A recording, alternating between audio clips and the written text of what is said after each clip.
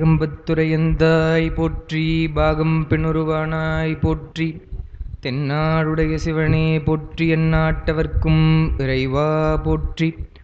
அண்ணாமலையும் அண்ணா போற்றி, கண்ணார முதற்கடலே போற்றி, காவாய் கனகத்திரளே போற்றி, கைலை மலையானே போற்றி போற்றி. பரசமய கோளரியை பாலராவாயனை பூம்பழனம் சூழ்ந்த சிரபுரத்து திருஞான சம்பந்தப் பெருமானை தேயமெல்லாம் குரவையிடத் தமிழ்வேதம் விரித்தருளும் கவுனியர்தம் குலதீபத்தை விரவி எமை ஆளுடைய வென்றிமழை இளங்களிற்றை விரும்பி வாழ்வாம். தூக்கு சீர் திருத்தொண்டத் தொகை விரி வாக்கினால் சொல வல்லபிரான் எங்கள் பாக்கிய பயனாப்பதி குன்றைவாழ் சேக்கிழானடி சென்னி சேர்த்துவாம். திருச்சிற்றம்பலம். எல்லாம் வல்ல கச்சி ஏகம்பப் பெருமானுடைய திருவடிகளை என்னுடைய மனமொழி மேகலால் வணங்கிக் கொள்கின்றேன். வாரந்தோறும் நம்முடைய திருமுறைகளிலே 12ஆம் திருமுறையாக இருக்கக்கூடிய திருத்தொண்டர் புராணம் எனும் பெரிய புராணத்தை சிந்திப்பதற்கு வாய்ப்பளித்த நம்முடைய சிவஞான அருள்நெறி அறக்கட்டளையினுடைய நிறுவனர் ஞானமையா அவர்களே, இளையனுடைய உரையை கேட்க இங்கே வந்திருக்கக்கூடிய அன்பர் பெருமக்களே, உங்கள் அனைவருக்கும் என்னுடைய பணிவான வணக்கங்களை தெரிவித்துக் கொண்டு, நாம் தொடர்ந்து திருத்தொண்டர் புராணத்தை சிந்தித்து கொண்டிருக்கிறோம். அதிலே பாயிரம் தொடங்கி திருமலை சிறப்பு எல்லாம் பார்த்து திருநகரச் சிறப்பு என்ற பகுதி இப்பொழுது சென்று கொண்டிருக்கிறது. ஏறத்தாழ 28 பாடல்கள் நாம் முடித்திருக்கிறோம். சென்ற வகுப்பிலே கொடுத்த அந்த குறிப்பில் 5ஆம் பக்கம், வழிப்பறை முழக்கோ ஆர்க்கும் பாவத்தின் ஒளியோ வேந்தன் வழித்திரு மைந்தன் ஆவி கொளவரும் மரளி ஊர்தி கழுத்தணி மணியின் ஆர்ப்போ என்ன தன் கடைமுன் கேளா தெழுத்தெழும் ஓசை மன்னன் செவிப்புலம் புக்கபோது என்ற அந்த பாடலை நாம் சிந்தித்தோம். சேக்கிழார் தான் அதெல்லாம் சொல்றார். அந்த ஆராய்ச்சி மணி என்று சொன்னால் ஏதோ ஒரு தவறு நேர்ந்து விட்டது என்று மன்னனுக்கு அறிவுறுத்துவது. அதாவது நீதிமன்றத்திலே உடனடியாக நீதி கிடைக்கணும்னு சொன்னால் இதெல்லாம் ரொம்ப முக்கியமான கேஸ், இமிடியேட்டாக இதை பார்க்கணும்னு சொல்லுவாங்க. அதுபோல் ஆராய்ச்சி மணி வந்ததுன்னு சொன்னால் மன்னனே நேரில் தலையிடணும், இவங்களை போய் பாருன்னெலாம் சொல்லக்கூடாது. அதனால தான் மன்னனுடைய கடைமணி வாயில்னு சொல்கிறார் பாருங்க. மன்னனுடைய அந்த அரண்மனை வாயிலில் இருக்கும். அது சோழநாடு மட்டும் இல்லாமல் பாண்டிய நாட்டிலையும் அப்படி இருந்திருக்குது. அதுதான் சிலப்பதிகாரத்தில் மறைனா ஓசை கேட்டல் அல்லது மணினா ஓசை கேட்டதும் இளனே. அங்கே இருக்கக்கூடிய வேதியர்கள் மறையை வாசிப்பார்கள், பேசுவார்கள். அந்த மறைனா ஓசை அதைத்தான் நாங்கள் கேட்டிருக்குமே தவிர ஆராய்ச்சி மணியினுடைய அந்த ஓசை கேட்டதே இல்லை அப்படின்னு சிலப்பதிகாரத்தில் இளங்கோடிகள் சொல்கிறாருன்னு சொன்னால், பாண்டிய நாட்டிலையும் அப்படி தான் சொல்கிறார். அப்போ அந்த மன்னர்கள் சரியாக இருந்திருக்கிறாங்கன்னு அர்த்தம். அது மாதிரி தான் இங்கே சொல்லும் பொழுது கேளா அப்படின்னு சொன்னால் இதுவரை கேட்டிராத அந்த ஓசை மன்னனுடைய செவியில் போகும்பொழுது அது எப்படி இருக்குன்னு சொல்கிறார். பழிப்பறை முழக்கோ, ஏதோ பெரிய பழி வந்துடுச்சோ அது மாதிரி இருக்கதா. பாவத்தின் ஒளியோ, அந்த ஒளி பாவத்தினுடைய ஏதோ ஒரு பெரிய பாவம் செய்ததனுடைய ஒரு குறிப்பு போல அந்த ஒளி இருக்கிறது. அதுக்கப்புறம் சொல்கிறார், இது வரும்பொருள் உரைத்தல் என்று சொல்வது போல் மன்னனுடைய அந்த மைந்தனின் ஆவியை கொல வருகின்ற யார் கொண்டு போவாங்கன்னு சொன்னால் யமதர்மன் தான் கொண்டு போவார். நமக்கு ஒரு சந்தேகம் வரலாம், அது அப்புறம் தான் வரும், இருந்தாலும் நான் இப்பயே சொல்லிடுறேன். இவர் நல்ல சிவபக்தனாக இருக்கிறார், சிவம் முயன்று அடையும் பிள்ளைன்னு சொல்கிறார். இளமையிலேயே சிவம் முயன்று அடையும் அந்த பிள்ளையாக இருக்கிறவர் அவர் இறக்க போகிறாருன்னே வச்சுப்போமே, தேர்காலிலிருந்து இறக்க போகிறார். அப்போ எப்படி யமதர்மன் வருவார்? அப்போ எப்படி எருமைக்கடாவினுடைய இந்த மணி ஓசை கேட்கும்னு சேக்கிழார் சொல்கிறாருன்னு சொன்னால், அவர் இயல்பாக இறக்கலை இல்லையா, ஒரு தவறு ஏதோ நடந்து போச்சு. அப்போ பிழை செய்துட்டு அதுக்கான தீவினையை நரகத்தில் அனுபவிச்சு தான் ஆகணும், அது யாராக இருந்தாலும் சரி. என்ன பெருமானுடைய அடியவர்களாக இருக்கிறதுனால அப்புறம் பெருமான் பார்த்துக்க போகிறார், என்ன வரலாறு இப்போ நம்ம பார்க்க போகிறோம். இப்போதைக்கு நிகழ்ச்சியில் பார்த்தீங்கன்னா அவர் தவறு செய்துட்டார், அதனால் யமன் தான் கொண்டு போவார் என்பதற்காகத்தான் அவ்வளோ நுட்பமாக சொல்லும் பொழுது ஆவி கொளவரும் மரளி ஊர்தி கழுத்தணி மணியின் ஆர்ப்போ அப்படின்னு சொல்லி சேக்கிழார் சொல்கிறார். அப்படி அந்த மணி ஓசை கேட்டது என்று மன்னனுடைய செவியில் கேட்டது சொன்னார். அந்த பாடல் தான் சென்ற வகுப்பிலே நாம் சிந்தித்தோம். 6வது பக்கத்தில் தொடர்ந்து இருக்கிறது, அதை நாம் இன்று சிந்திப்போம். 29வது பாட்டு நகரச் சிறப்பிலே ஆங்கது கேட்ட வேந்தன் அரியணை இழிந்து போந்து பூங்கொடி வாயில் நன்ன காவலர் எதிரே போற்றி ஈங்கிதோர் பசுவந்தி எய்தி இறைவ நின் கொற்றவாயில் தூங்கிய மணியை கோட்டால் துலக்கியது என்று சொன்னார். அவனும் சொல்லும்பொழுது எப்படி சொல்றான்னா, தூங்கிய மணியின் ஓசை, தூங்கியனா தொங்கியன்னு வரும் ஒரு பொருள். ஏன்னா மணின்னு சொன்னால் இப்ப ஞாலம்னு சொல்றோம் இல்லையா, உலகத்துக்கு ஞாலம்னா தொங்குதல், அதனால தான் சொன்னாங்க. அப்போ நம்முடைய தமிழருடைய அந்த அறிவியல் அறிவு வந்து எவ்வளோ சொல்லலாம். வளவன் ஏவா வான ஊர்தின்னு சொல்லிட்டு அப்பயே வந்து வான ஊர்தியை பற்றி பாடினாங்க. ஞாலம் என்ற சொல்லுக்கே எவ்வளோ சொல்லலாம். எல்லாம் இப்போ வந்து ஆராய்ச்சி செய்து ஆச்சரியப்படுகிறார்கள். அது மாதிரி தான் வந்து தூங்கிய மணி என்று சொன்னால் கட்டப்பட்டிருக்கக்கூடிய அந்த மணி தொங்கிக் கொண்டு இருக்கிறது அப்படியும் சொல்லலாம். இன்னொன்று அது தூங்கிய மணி, தூங்கின மணின்னு சொன்னால் கேட்கவே கேட்காத மணிப்பா, புதுசாக கேட்குதே. அதுவும் நம்முடைய மனுநீதி சோழனுடைய ஆட்சியில் தூங்கிய மணி தான் அது, கேட்காத மணி ஓசை கேட்குதே என்பது போல் சொல்கிறார். அப்போ அது கேட்டுடுச்சு. கேட்ட உடனே என்ன பண்ணணும்? அமைச்சரே நீங்கள் போய் பாருங்கள், காவலரே பாருங்கள், ஒருவேளை தெரியாமல் யாருன்னா அடிச்சிருப்பாங்க போல இருக்குன்னு சொல்லக்கூடாது. உடனே அந்த ஒரு பதட்டம் வந்து என்ன பண்ணுறான், அரியணை இழிந்து போந்து, அரியணையிலிருந்து இறங்கி மன்னர் வருகிறார். எங்கே வராருன்னு சொன்னால் பூங்கொடி வாயில் நன்ன, அந்த மணி இருக்கக்கூடிய கடைவாயில் எங்கே இருக்கோ அங்கே வந்துட்டார். வந்த உடனே காவலர்கள், அங்கே இருக்கக்கூடிய காவலர்கள் மன்னனை எதிரே வந்து போற்றினா வணங்கின்னு அர்த்தம். வணங்கி ஈங்கிதோர் பசுவந்து எய்தி இறைவ நின் கொற்றவாயில் தூங்கிய மணியை கோட்டால் துலக்கியதால், பசு வந்து கோட்டினாலும் முட்டிடுச்சுங்க அப்படின்னு சொல்லி அவர் சொல்றான். காவலனுக்கு வேற எதுவும் தெரியாது, அவனுடைய தொழில் அவன் காவல் செய்துட்டு இருப்பான். என்ன செய்தி என்று மன்னருக்கு சொல்லணும் இல்லையா. இப்போ வந்து ஏதோ ஒரு இப்போ வெள்ளம் தொடர்பான ஒரு பாதிப்பு இல்லை ஏதோ ஒரு இதுன்னா பேரிடர்னு சொன்னால், முதலமைச்சர் வராருன்னு சொன்னால் அங்கே இருக்கக்கூடிய தலைமை அதிகாரி வந்து அவர்கிட்ட சொல்லணும். சும்மா அவங்க வந்து ஃபோட்டோ ஷூட்டுக்காக வரல, என்னன்னு பார்க்குறாங்க அவங்க. அப்போ அவங்கக்கிட்ட அதுதான் என்ன சொல்லுவாங்க, ரிப்போர்ட் பண்ணுறதுன்னு சொல்லுவாங்க. வந்து ஐயா அந்த மாதிரி இதெல்லாம் இருக்குது, நாங்கள் இப்படிலாம் பண்ணியிருக்கோம், எங்களுடைய துறை சார்பாக இவங்களெல்லாம் காப்பாற்றிருக்கோம், இது மாதிரி வந்து சிக்கல்லாம் ஒன்றும் இல்லைங்க பார்த்துக்கலாம்னு சொல்லணும். மன்னன் வந்தப்பையும் சும்மா கையை கட்டிட்டு மீடியா முன்னாடி போஸ்ட் கொடுக்கக்கூடாது இல்லையா. அதுதான் மன்னன் வந்த உடனே அவன் சொல்கிறான். அவனுக்கு என்ன தெரியும், அவனை பொறுத்தவரையில் ஒரு பசு வந்து தன்னுடைய கோடுன்னு சொன்னால் கொம்பு, அது கொம்பினால் முட்டியது என்று சொல்கிறார். இறைவன் சொன்னால் மன்னன் நின் கொற்றவாயில் தூங்கிய மணியை கோட்டால் துலக்கியது, ஒரு பசு வந்து இடித்ததுங்க, அந்த சத்தத்தை செய்தது என்று அவர் சொல்கிறார். வந்துன்னு சொல்றது, அந்த பசு வந்து செய்ததை என்ன சொல்றாங்க உரையாசிரியர்கள், செலுத்துவோரின்றி தானே வந்து, எல்லாம் உரையாசிரியர்கள் நுட்பம் தான். அந்த பசு வந்து என்ன பண்ணணும், மாடு மேய்க்கிறதுன்னு சொல்லுவாங்க இல்லையா, ஆடா இருந்தாலும் மாடா இருந்தாலும் மேய்ப்பவர் வந்து ஒருத்தர் இருக்கணும். கிறிஸ்துவத்தில் மேய்ப்பர்னே சொல்றாங்க, கடவுளை மேய்ப்பர்னு சொல்லுவாங்க அவங்க. அது மாதிரி இதை வந்து யாரோ வந்து இப்படி போய் நீ முட்டுன்னு சொல்ல, அது தானே வந்தது, பசு வந்து எய்தி அதுவாக தாங்க வந்தது என்பது போல் அவன் சொல்கிறான்னு உரையாசிரியர்கள் எழுதுறாங்க. துலக்குதல்னு சொன்ன அசைத்தல், அசைத்து தான் மணியினுடைய அந்த ஓசையை எழச் செய்கிறது என்பதை பார்க்கிறோம். 30வது பாட்டு. மன்னவன் அதனை கேளா வருந்திய பசுவை நோக்கி எண்ணிதற்கு உற்றது என்பான் அமைச்சரை இகழ்ந்து நோக்க முன்னுற நிகழ்ந்ததெல்லாம் அறிந்துளான் முதிர்ந்த கேள்வி தொன்னெறி அமைச்சன் மன்னன் தாளினை தொழுது சொல்வான். ஒரு பாட்டுமே வந்து நுட்பமான பாட்டு. அதுக்கு அடுத்து வர பாட்டு ரொம்ப மிக முக்கியமான பாட்டு, நகரச் சிறப்பில் பெரிய புராணத்திலேன்னு கூட சொல்லலாம், அவ்வளோ நுட்பமான பாட்டு. இதுவுமே அப்படித்தான். இப்போ செய்தி வந்து காவலன் தான் சொன்னான், அது மாதிரி ஏதோ ஒரு பசு வந்து முட்டிடுச்சு.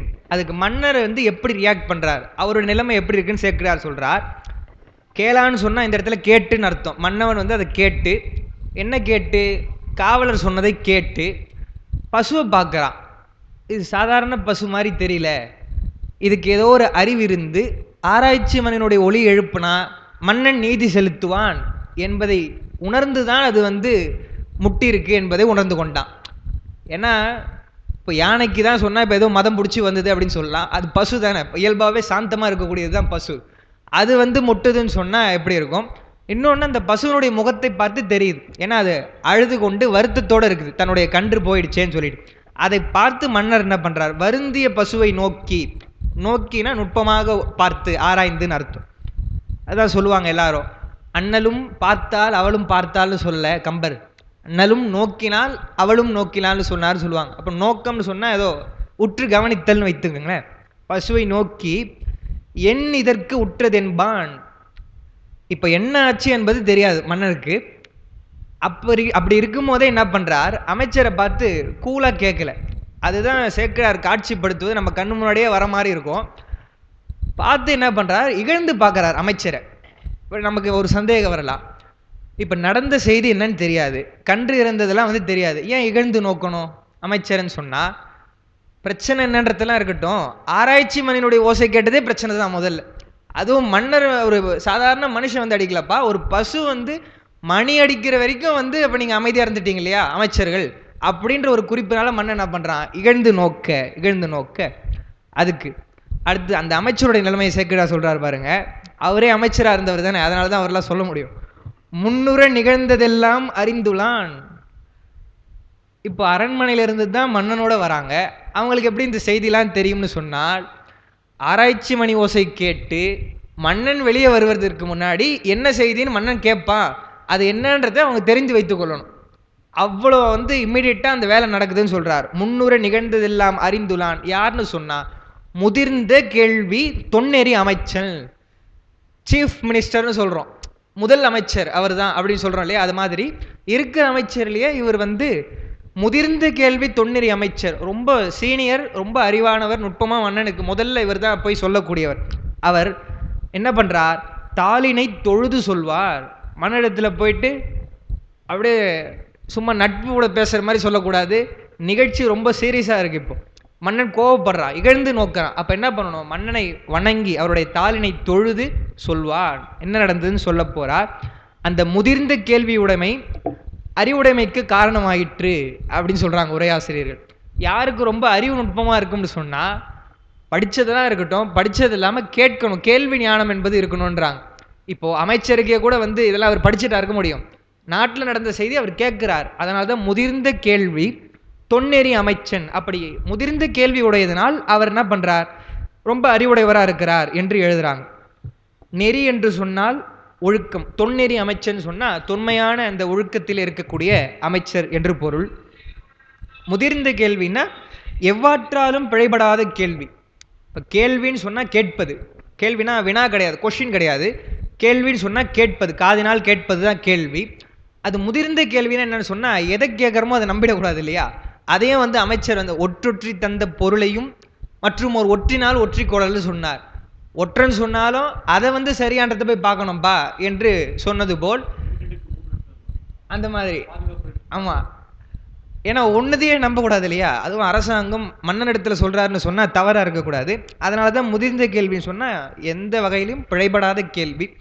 அப்படி முதிர்ந்த கேள்வியுடைய அந்த தொல்நெறி அமைச்சர் அவர் தான் முதல்ல மன்னனிடத்துல உரையாட போறார். அவருடைய அந்த சேக்கிழாருடைய அந்த மொத்த அமைச்சரா இருந்த சாரமா இந்த நுட்பமா இந்த பாட்டு இருக்கு.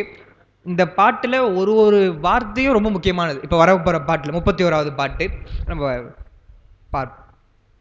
வளவ நின் புதல்வன் ஆங்கு ஓர் மணிநெடும் தேர்மேல் ஏறி அளவில் தேர்த்தானை சூழ அரசுலாம் தெருவில் போங்கால் இளைய ஆண் கன்று தேர்கால் இடைப்புகுந்து இறந்ததாக தளர்வுறும் இத்தாய் வந்து விளைத்தது இத்தன்மை என்றான். மன்னர் ஒரு கேள்வி கேட்கிறார்னு சொன்னா ரெண்டாவது கேள்வி கேட்கக்கூடாது, அதுக்கேற்ற மாதிரி பதில் சொல்லணும். அதுதான் வந்து ஒரு நுட்பமான அமைச்சர்னு பொருள். அதை விட்டுட்டு மன்னரே மறுபடியும் ஒரு 90 கேள்வி கேட்பது போல் அவருடைய பதில் ரொம்ப சுருக்கமான பதிலா இருந்தா அவங்க வந்து பதவிக்கு சரியானவங்க இல்லை அப்படின்னு அர்த்தம். அப்ப தொல்நெறி அமைச்சர் சாதாரண அமைச்சர் இல்லை. அவர் எப்படி சொல்றாருன்னு சொன்னா, என்னென்ன கேள்விலாம் மன்னர் கேட்பாரோ அதுக்கேற்ற மாதிரி அவருடைய பதில் முதல் பாட்டிலே அவருடைய முதல் அந்த பதில சொல்லிட்டார். முதல் வார்த்தை பாருங்க, அது வளவன்னார். வளவன் என்று சொன்னால் வளத்தை உடையவன் பொருள். என்ன வளம், செல்வ வளம், அறிவு வளம்லாம் இருக்கட்டும், மன்னனுக்கு தேவையானது அறம், அறத்தின்படி நிற்கணும். அப்போ செல்வ வளத்தோடு அறவளம் உடையவன் வளவ என்று சொன்னால் நிலவளத்தான் அன்றி அறவளத்தானும் குறைவில்லாதவன். இந்த வளவன் என்பது பொதுவாக எல்லா மன்னர்களுக்கும் வந்து சொன்னாலும் சோழ நாட்டு மன்னர்களுக்கு தான் வளவ என்ற அந்த பெயர் வந்து உரையாசிரியர் சொல்லும் பொழுது அது காரண இடுகுறி பெயர் என்றாங்க. சிறப்பினால் வந்த காரண இடுகுறி பெயர் எல்லாருக்கும் பொதுதான். சோழ மன்னர்கள் சொன்னா இன்னும் ரொம்ப முக்கியமா அவங்களுக்கு பொருந்தும் என்று சொல்றாங்க அந்த வளவன் என்ற பெயர். அப்போ அமைச்சர் முதல்ல பதில் சொல்றப்பயே என்ன சொல்லிட்டார், வளவ விழிதான் அது வளவன்னு சொல்றது. அப்ப வளவன்னா என்ன அர்த்தம், அறம் வந்து உன்னுடைய நாட்டுல வளமா இருக்குன்னு சொன்னா எதுவும் பிரச்சனை இல்லை முதல்ல அப்படின்னு அர்த்தம். அறம் பிறந்து போகவில்லை என்பதை முதல் வார்த்தையிலே சொல்லிட்டார். அப்ப கொஞ்சம் அவர் வந்து ரிலாக்ஸ் ஆவார் என்னன்ட்டு கேட்பதற்காக. அடுத்து நின் புதல்வன், இந்த பிரச்சனையில வந்து யார் சம்பந்தப்பட்டிருக்காங்கன்னு சொன்னா நின் புதல்வன். பிரச்சனை என்னன்றது இருக்கட்டும், அவன் ஆளு நம்ம ஆள் முதல்ல, நின் புதல்வன் அதை கொஞ்சம் தெரிஞ்சுங்க என்பது போல அவர் சொல்லிட்டார். அப்படி சொல்லல அவரு, அது ஒரு காரணமா வரும். நின் புதல்வன், நின் புதல்வன் ஆதலால் இதனுடைய நாம சொல்றோம் நம்ம ஆளுப்பா அவன், அதனால அதை பார்த்துக்கணும்னு சொல்றோம். இன்னும் நுட்பமா என்னன்னு சொன்னா, நீ வளவன், நீ அறத்துல மாறுபடாத ஆட்சி செய்பவன். அவன் யாருன்னு சொன்னா நின் புதல்வன். அப்ப அவன் மட்டும் அறத்தை மீறி எதனா செய்திருப்பானா, செய்திருக்க மாட்டான். அவனும் அறவழியிலே நிற்கக்கூடியவன் தான் என்று சொல்றார். அதுதான் வந்து உரையாசிரியர்கள் நின் புதல்வன் ஆதலால் அவனும் அறத்தின் வழி பிறராதவன் அப்படின்னு சொல்றாங்க. அப்ப அவனும் அறவழி நிற்கிறவன், நின் புதல்வன். ஆங்கோர் மணி நெடுந்தேர்மேல் ஏறி. இப்ப இங்க வந்து ஏதோ நம்ம சாலையில போகும் பொழுது வண்டி ஏதோ மோதிடுச்சுன்னா கூட முதல்ல என்ன கேட்பாங்க, எப்பா டர்னிங் தானே, ஹார்ன் அடிச்சியா நீ அப்படின்னு சொல்லி கேட்பாங்க. ஹார்ன் அடிக்காம வந்தது யார் தப்பு, உன் தப்பு தானேன்னு சொல்லி கேட்பாங்க இல்லையா. இப்போ என்ன சிசிடிவியில் ஹார்னை பார்க்க முடியும், ஃபோட்டோ தான் பார்க்க முடியும். அப்போது வளைவுன்னு சொன்னாலே நம்ம அந்த ஒளி எழுப்பணும் என்பது போல சொல்கிறோம். அது மாதிரி நுட்பமாக சொல்கிறார் பாருங்க. நம்முடைய அந்த அரசிலங்குமாரன் போகுன தேர் எப்படிப்பட்ட தேர்னு சொன்னால் மணி நெடும் தேர், மணிகள் கட்டப்பட்டிருக்கக்கூடிய தேர். அப்போது ஒலி எழுப்பி கொண்டே போகிற தேர். அது சாதாரண தேரா ரொம்ப சின்ன தேரான்னு சொன்னால் இல்லை, நெடுந்தேர் பெரிய தேர் சொல்கிறார். மேலே ஏறி உட்கார்ந்தாருன்னா அப்படி கம்பீரமாக இருப்பாரே தவிர கீழே இருக்கிறதெல்லாம் பார்த்துட்டு இருக்க முடியாதுங்க அப்படின்னு சொல்லுவது போல் மணி நெடுந்தேர் மேல் ஏறி, தேர் மேலே இருந்தார் அவர், கீழே ஒன்றும் இல்லை. அடுத்து அளவில் தேர்த்தானை சூழ. அரசிலங்குமரன் மட்டும் தனியாக போலங்க, அவர் வந்து போறார், வீதி வலம் போல போறார். எங்க போறாருன்னு சேர்க்கிறார் சொல்ல, கோயிலுக்கு போறாருன்னு வள்ளலார் சொல்றார், மனுமுறை கண்ட வாசகத்துல சொல்றார். இவர் வெளியில போறாருன்னு சொல்றார்.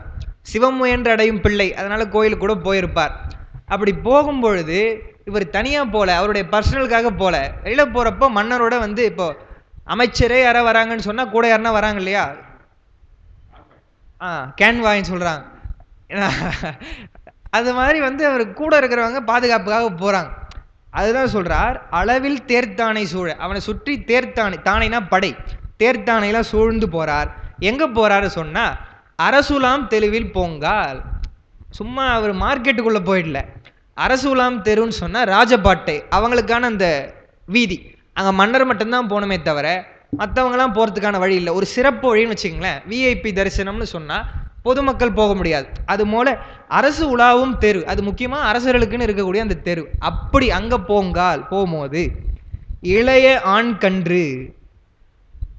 இப்ப இந்த நிகழ்ச்சியை சொல்லி முடிச்ச உடனே மன்னர் கேட்பார், அப்படி போற அந்த கன்று வந்து அதுக்கு மட்டும் ஆசையான்னு, அது நான் சூசைட் பண்ணிக்கிச்சாப்பா, அது ஏன் வந்து விழணும்னு கேட்பார் இல்லையா. அதுக்கு பதில் சொல்வது போல் அது இளைய ஆண் கன்று, அது தெரிஞ்சு பண்ணலைங்க, அது மேலேயும் தப்பு இல்லை, அது இளைய கன்று பயம் அறியாது, அதனால அது துள்ளி போச்சு என்பது போல் இளைய ஆண் கன்று தேர்கால் இடைப்புகுந்து இருந்ததாக. முன்ன வந்து இல்லை, கன்றுக்குட்டி இருந்து அவங்க அது மேலே தேர் ஏற்றிடல. அதுதான் எழுதுறாங்க, அந்த முன் உருளை முன் சக்கரத்தில் இல்லாமல் பின் சக்கரத்தில் தான் அது மாட்டுச்சு என்பது சொல்வது போல் இடைப்புகுந்து, தேர்காலுடைய இடைப்புகுந்து இறந்ததுன்னு கூட சொல்லல பாருங்க, அதுதான் முக்கியம். இறந்ததாக, அந்த ஆக என்பதற்கு என்னன்னு சொன்னா இன்னும் கூட சில செய்தி எதனா வரலாம் நமக்கு சாதகமா, அதனால அவசரப்படாதீங்க என்பது போல் இறந்ததாக. தளர்வுறும் இத்தாய் வந்து, என்னதான் இருந்தாலும் அதோடைய கன்று இல்லையா, அதனால இந்த தாய்ப்பசு என்ன பண்ணுச்சு வந்து விளைத்ததி தன்மை. இந்த விளைத்ததுன்னு சொல்லக்கூடிய வார்த்தை கூட மிக முக்கியம். ஏன்னு சொன்னா இத்தாய் வந்து எழுப்பியது மணியின் ஓசைன்னு பாடியிருக்கலாம் சேக்கிழார் பெருமான். மணி ஓசை கேட்டதுன்னு உடனே கோபம் வருது, என்னன்னே தெரியாம எழுந்து பார்க்கிறார்.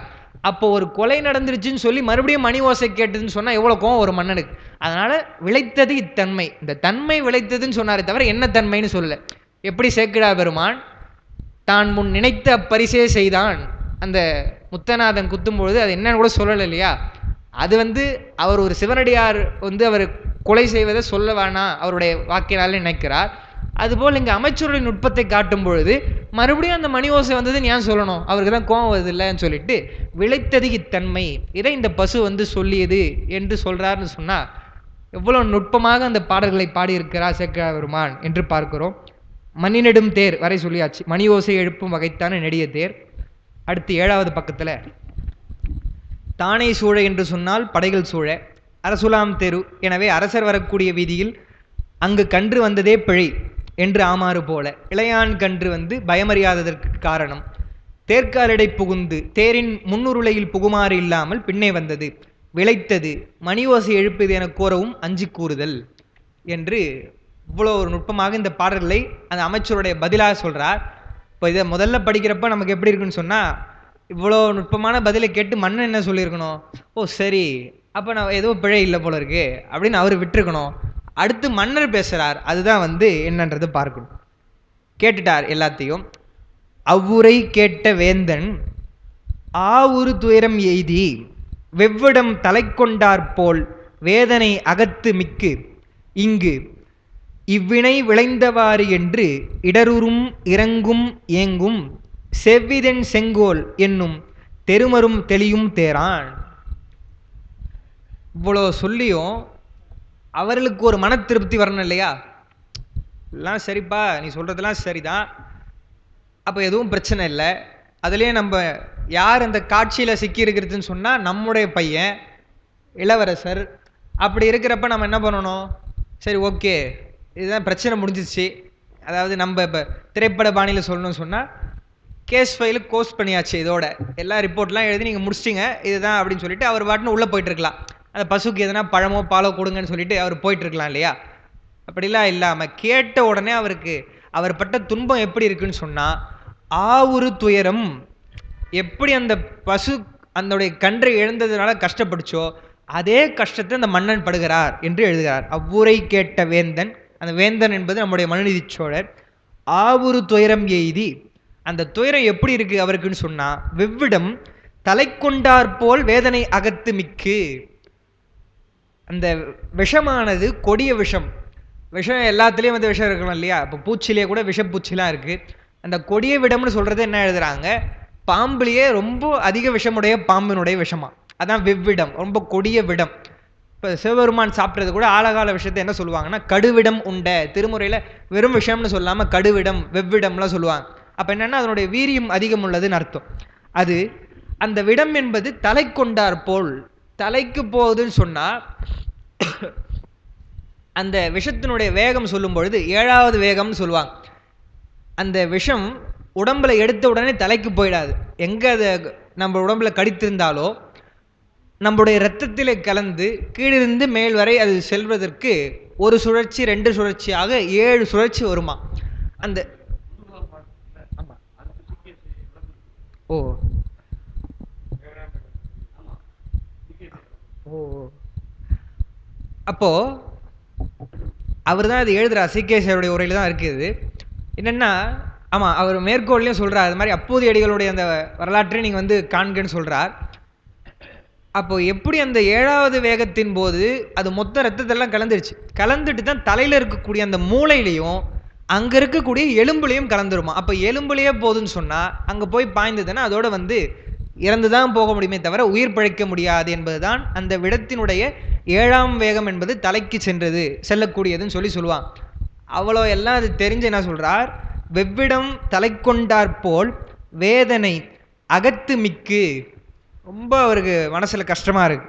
இங்கு இவ்வினை விளைந்தவாறு என்று, என்ன இப்படி ஒரு சம்பவம், இப்படி ஒரு நிகழ்ச்சி நடந்து போய்விட்டதே என்று இடருறும், இடர்னு சொன்னால் துன்பம், ரொம்ப துன்பப்படுகிறார். இறங்கும், ஏன்னா மன்னன் அவர் எப்படி இருக்கிறார்ன்றது சேக்கிழார் பெருமான் சொன்னார்.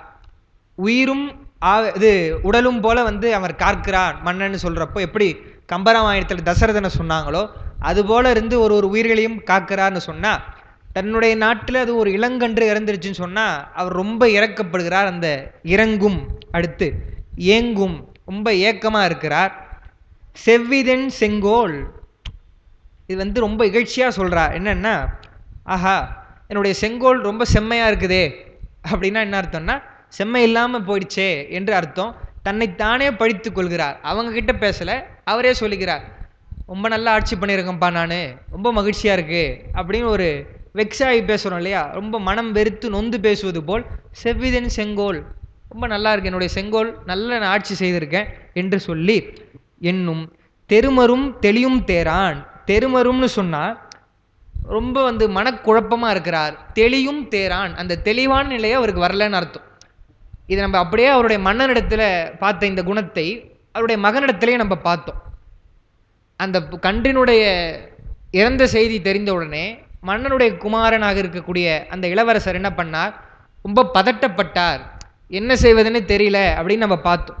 அப்படி இருந்ததுனால தான் என்ன பண்ணார், அப்பாவுக்கு தெரிவதற்கு முன்னாடியே மறைவர்களிடத்தில் கேட்டு நம்ம ஏதாவது பிராயச்சித்தம் பண்ணிடுவோம் என்று நினைக்கிறார்னு பார்த்தோம். அது மாதிரி தான் இவருக்கு என்ன பண்ணுறார், இவருக்கும் ஒன்றுமே புரியல, இப்படி ஒரு ஏதோ ஒன்று நடந்துருச்சு இல்லையா என்று தெருமரும் தெளியும் தேரான், அந்த தெளிவான நிலையே வராமல் ரொம்ப வருத்தப்படுகிறார் என்பதை பார்க்கிறோம்.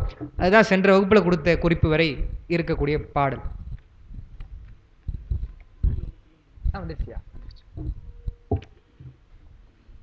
அடுத்து 33வது பாடல், அதுதான் இன்றைய தேதி போட்டு இருக்கோம்.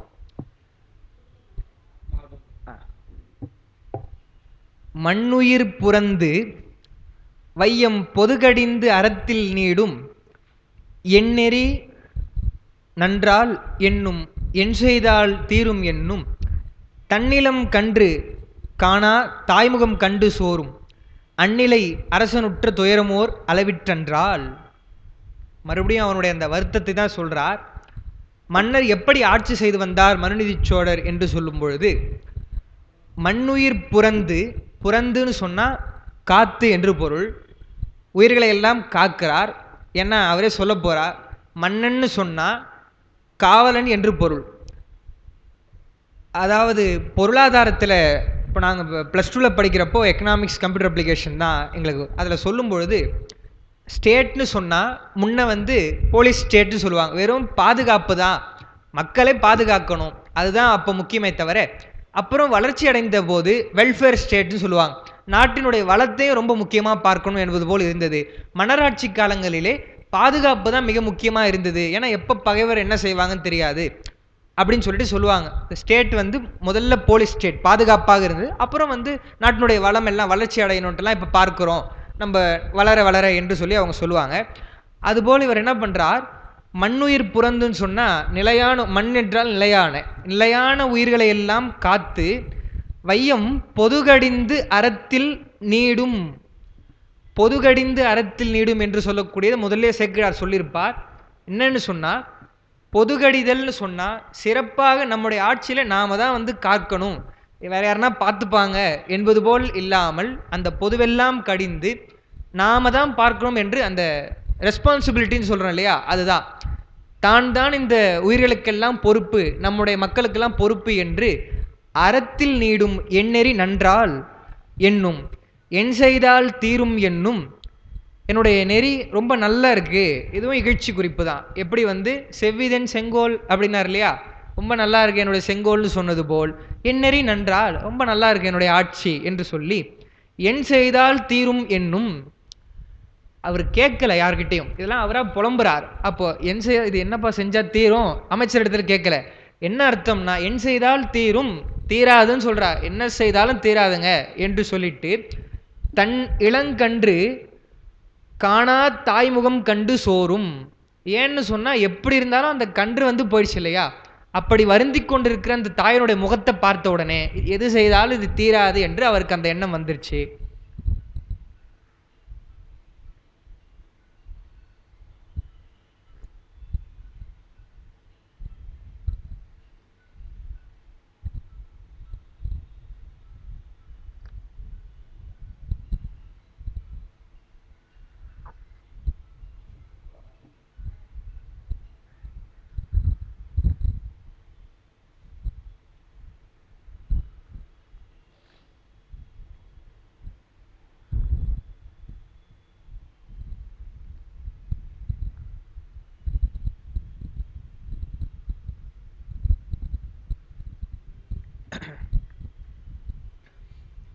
அந்த கன்றை இழந்த தாய்ப்பசுவினுடைய முகத்தை பார்த்த பிறகு இதற்கு ஒரு பிராயச்சித்தமே இல்லை, தீர்வே இல்லை என்ற அந்த ஒரு எண்ணம் வந்தவுடன் அந்நிலை, அப்படிப்பட்ட அந்த நிலையிலே அரசன் உற்ற துயரம் ஓர் அளவிற்றன்றால், அன்றால்னு இருக்கு, அந்த ஆள் என்பது தமிழ்ல அசை என்று சொல்வார்கள்.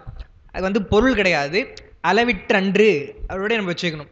எந்த அளவில் அவரை பட்ட அந்த கஷ்டம் தெரியுங்களா உங்களுக்கு? சொல்ல முடியாது, ஒரு அளவே இல்லை அதற்கு, அளவிலா துன்பம் அப்படின்றோம் இல்லையா, அதுபோல அந்த மன்னன் வந்து துன்பப்பட்டான் என்று சொல்கிறார். உயிர் புறந்து அறத்தில் நீடுதல் என்பது அறத்திலே நிலைத்து நின்று உயிர்களை காத்து காவல் புரிதல். அதனால தான் மன்னனுக்கு காவலன் என்று ஒரு பெயர். அது இப்போ அடுத்த பாட்டிலே வரும், அந்த பாட்டு வரப்போ பார்ப்போம். திருவள்ளுவர் அதுதான் என்ன சொல்றார், முறை செய்து காப்பாற்றும் மன்னவன் மக்கட்கு இறை என்று வைக்கப்படும் என்று இறைமாட்சியில் சொல்றாருன்னு பார்க்கிறோம். அதுக்கு பரிமேலழகர் அவருடைய முழு உரை அதுக்கு சொல்ல முடியாது, அவர் வந்து சிலது எழுதுறார். காத்தல் தொழில் செய்வதனால மன்னர் போல மன்னராக இருந்தாலும் இறைவனாக கொள்றான்லாம் சொல்றார். அது இருக்கட்டும். முறை என்பதற்கு அவர் என்ன எழுதுறாருன்னு சொன்னா, அறநூலும் நீதி நூலும் சொல்லும் நெறி, அதைத்தான் அப்படி முறை செய்து காப்பாற்றும் மன்னவன் தான் மக்களுக்கு இறை போலன்னு சொல்றாங்க. அதனால தான் அவன் காவலன், அறநூல் படி இருக்கணும். ஏன்னா தான் நினைத்தவாறெல்லாம் வந்து ஆட்சி செய்யக்கூடாது, எப்படி அறநூல்ல நீதி நூலில் சொல்லியிருக்கோ அப்படிதான் செய்யணும்னு பார்க்கிறோம். எந்நெறி நன்றால் என்பது இகழ்ச்சி குறிப்பு, அதை சொல்லியாச்சு.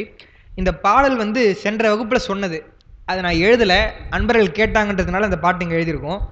என்னன்னு சொன்னால், அப்பர் பெருமான் சொன்னார்னு நம்ம சொன்னோம் போன வகுப்பில். மணி ஓசை, ஆராய்ச்சி மணி ஓசை எழுப்புதல் என்பது சிவபெருமானிடத்திலே ஒரு ஆராய்ச்சி மணி இருந்தது. அவருடைய அவர் அரசர் தானே, பெருமான் அரசர் தான், மகாதேவன் சொல்கிறோம், தேவர்களுக்காக மேலாய தேவன் அவன். இன்னைக்கு கூட பஞ்சபுராணத்தில் பாடினார் இல்லையா, விண்ணாலும் தேவர் தான், ஆனால் அவர்களுக்கு மேலாய வேதியனை அப்படின்னு சொல்லி பாடுறாங்க. அண்ணாமலையானை பாடுதும்கான் அம்மானான்னு சொல்லிட்டு.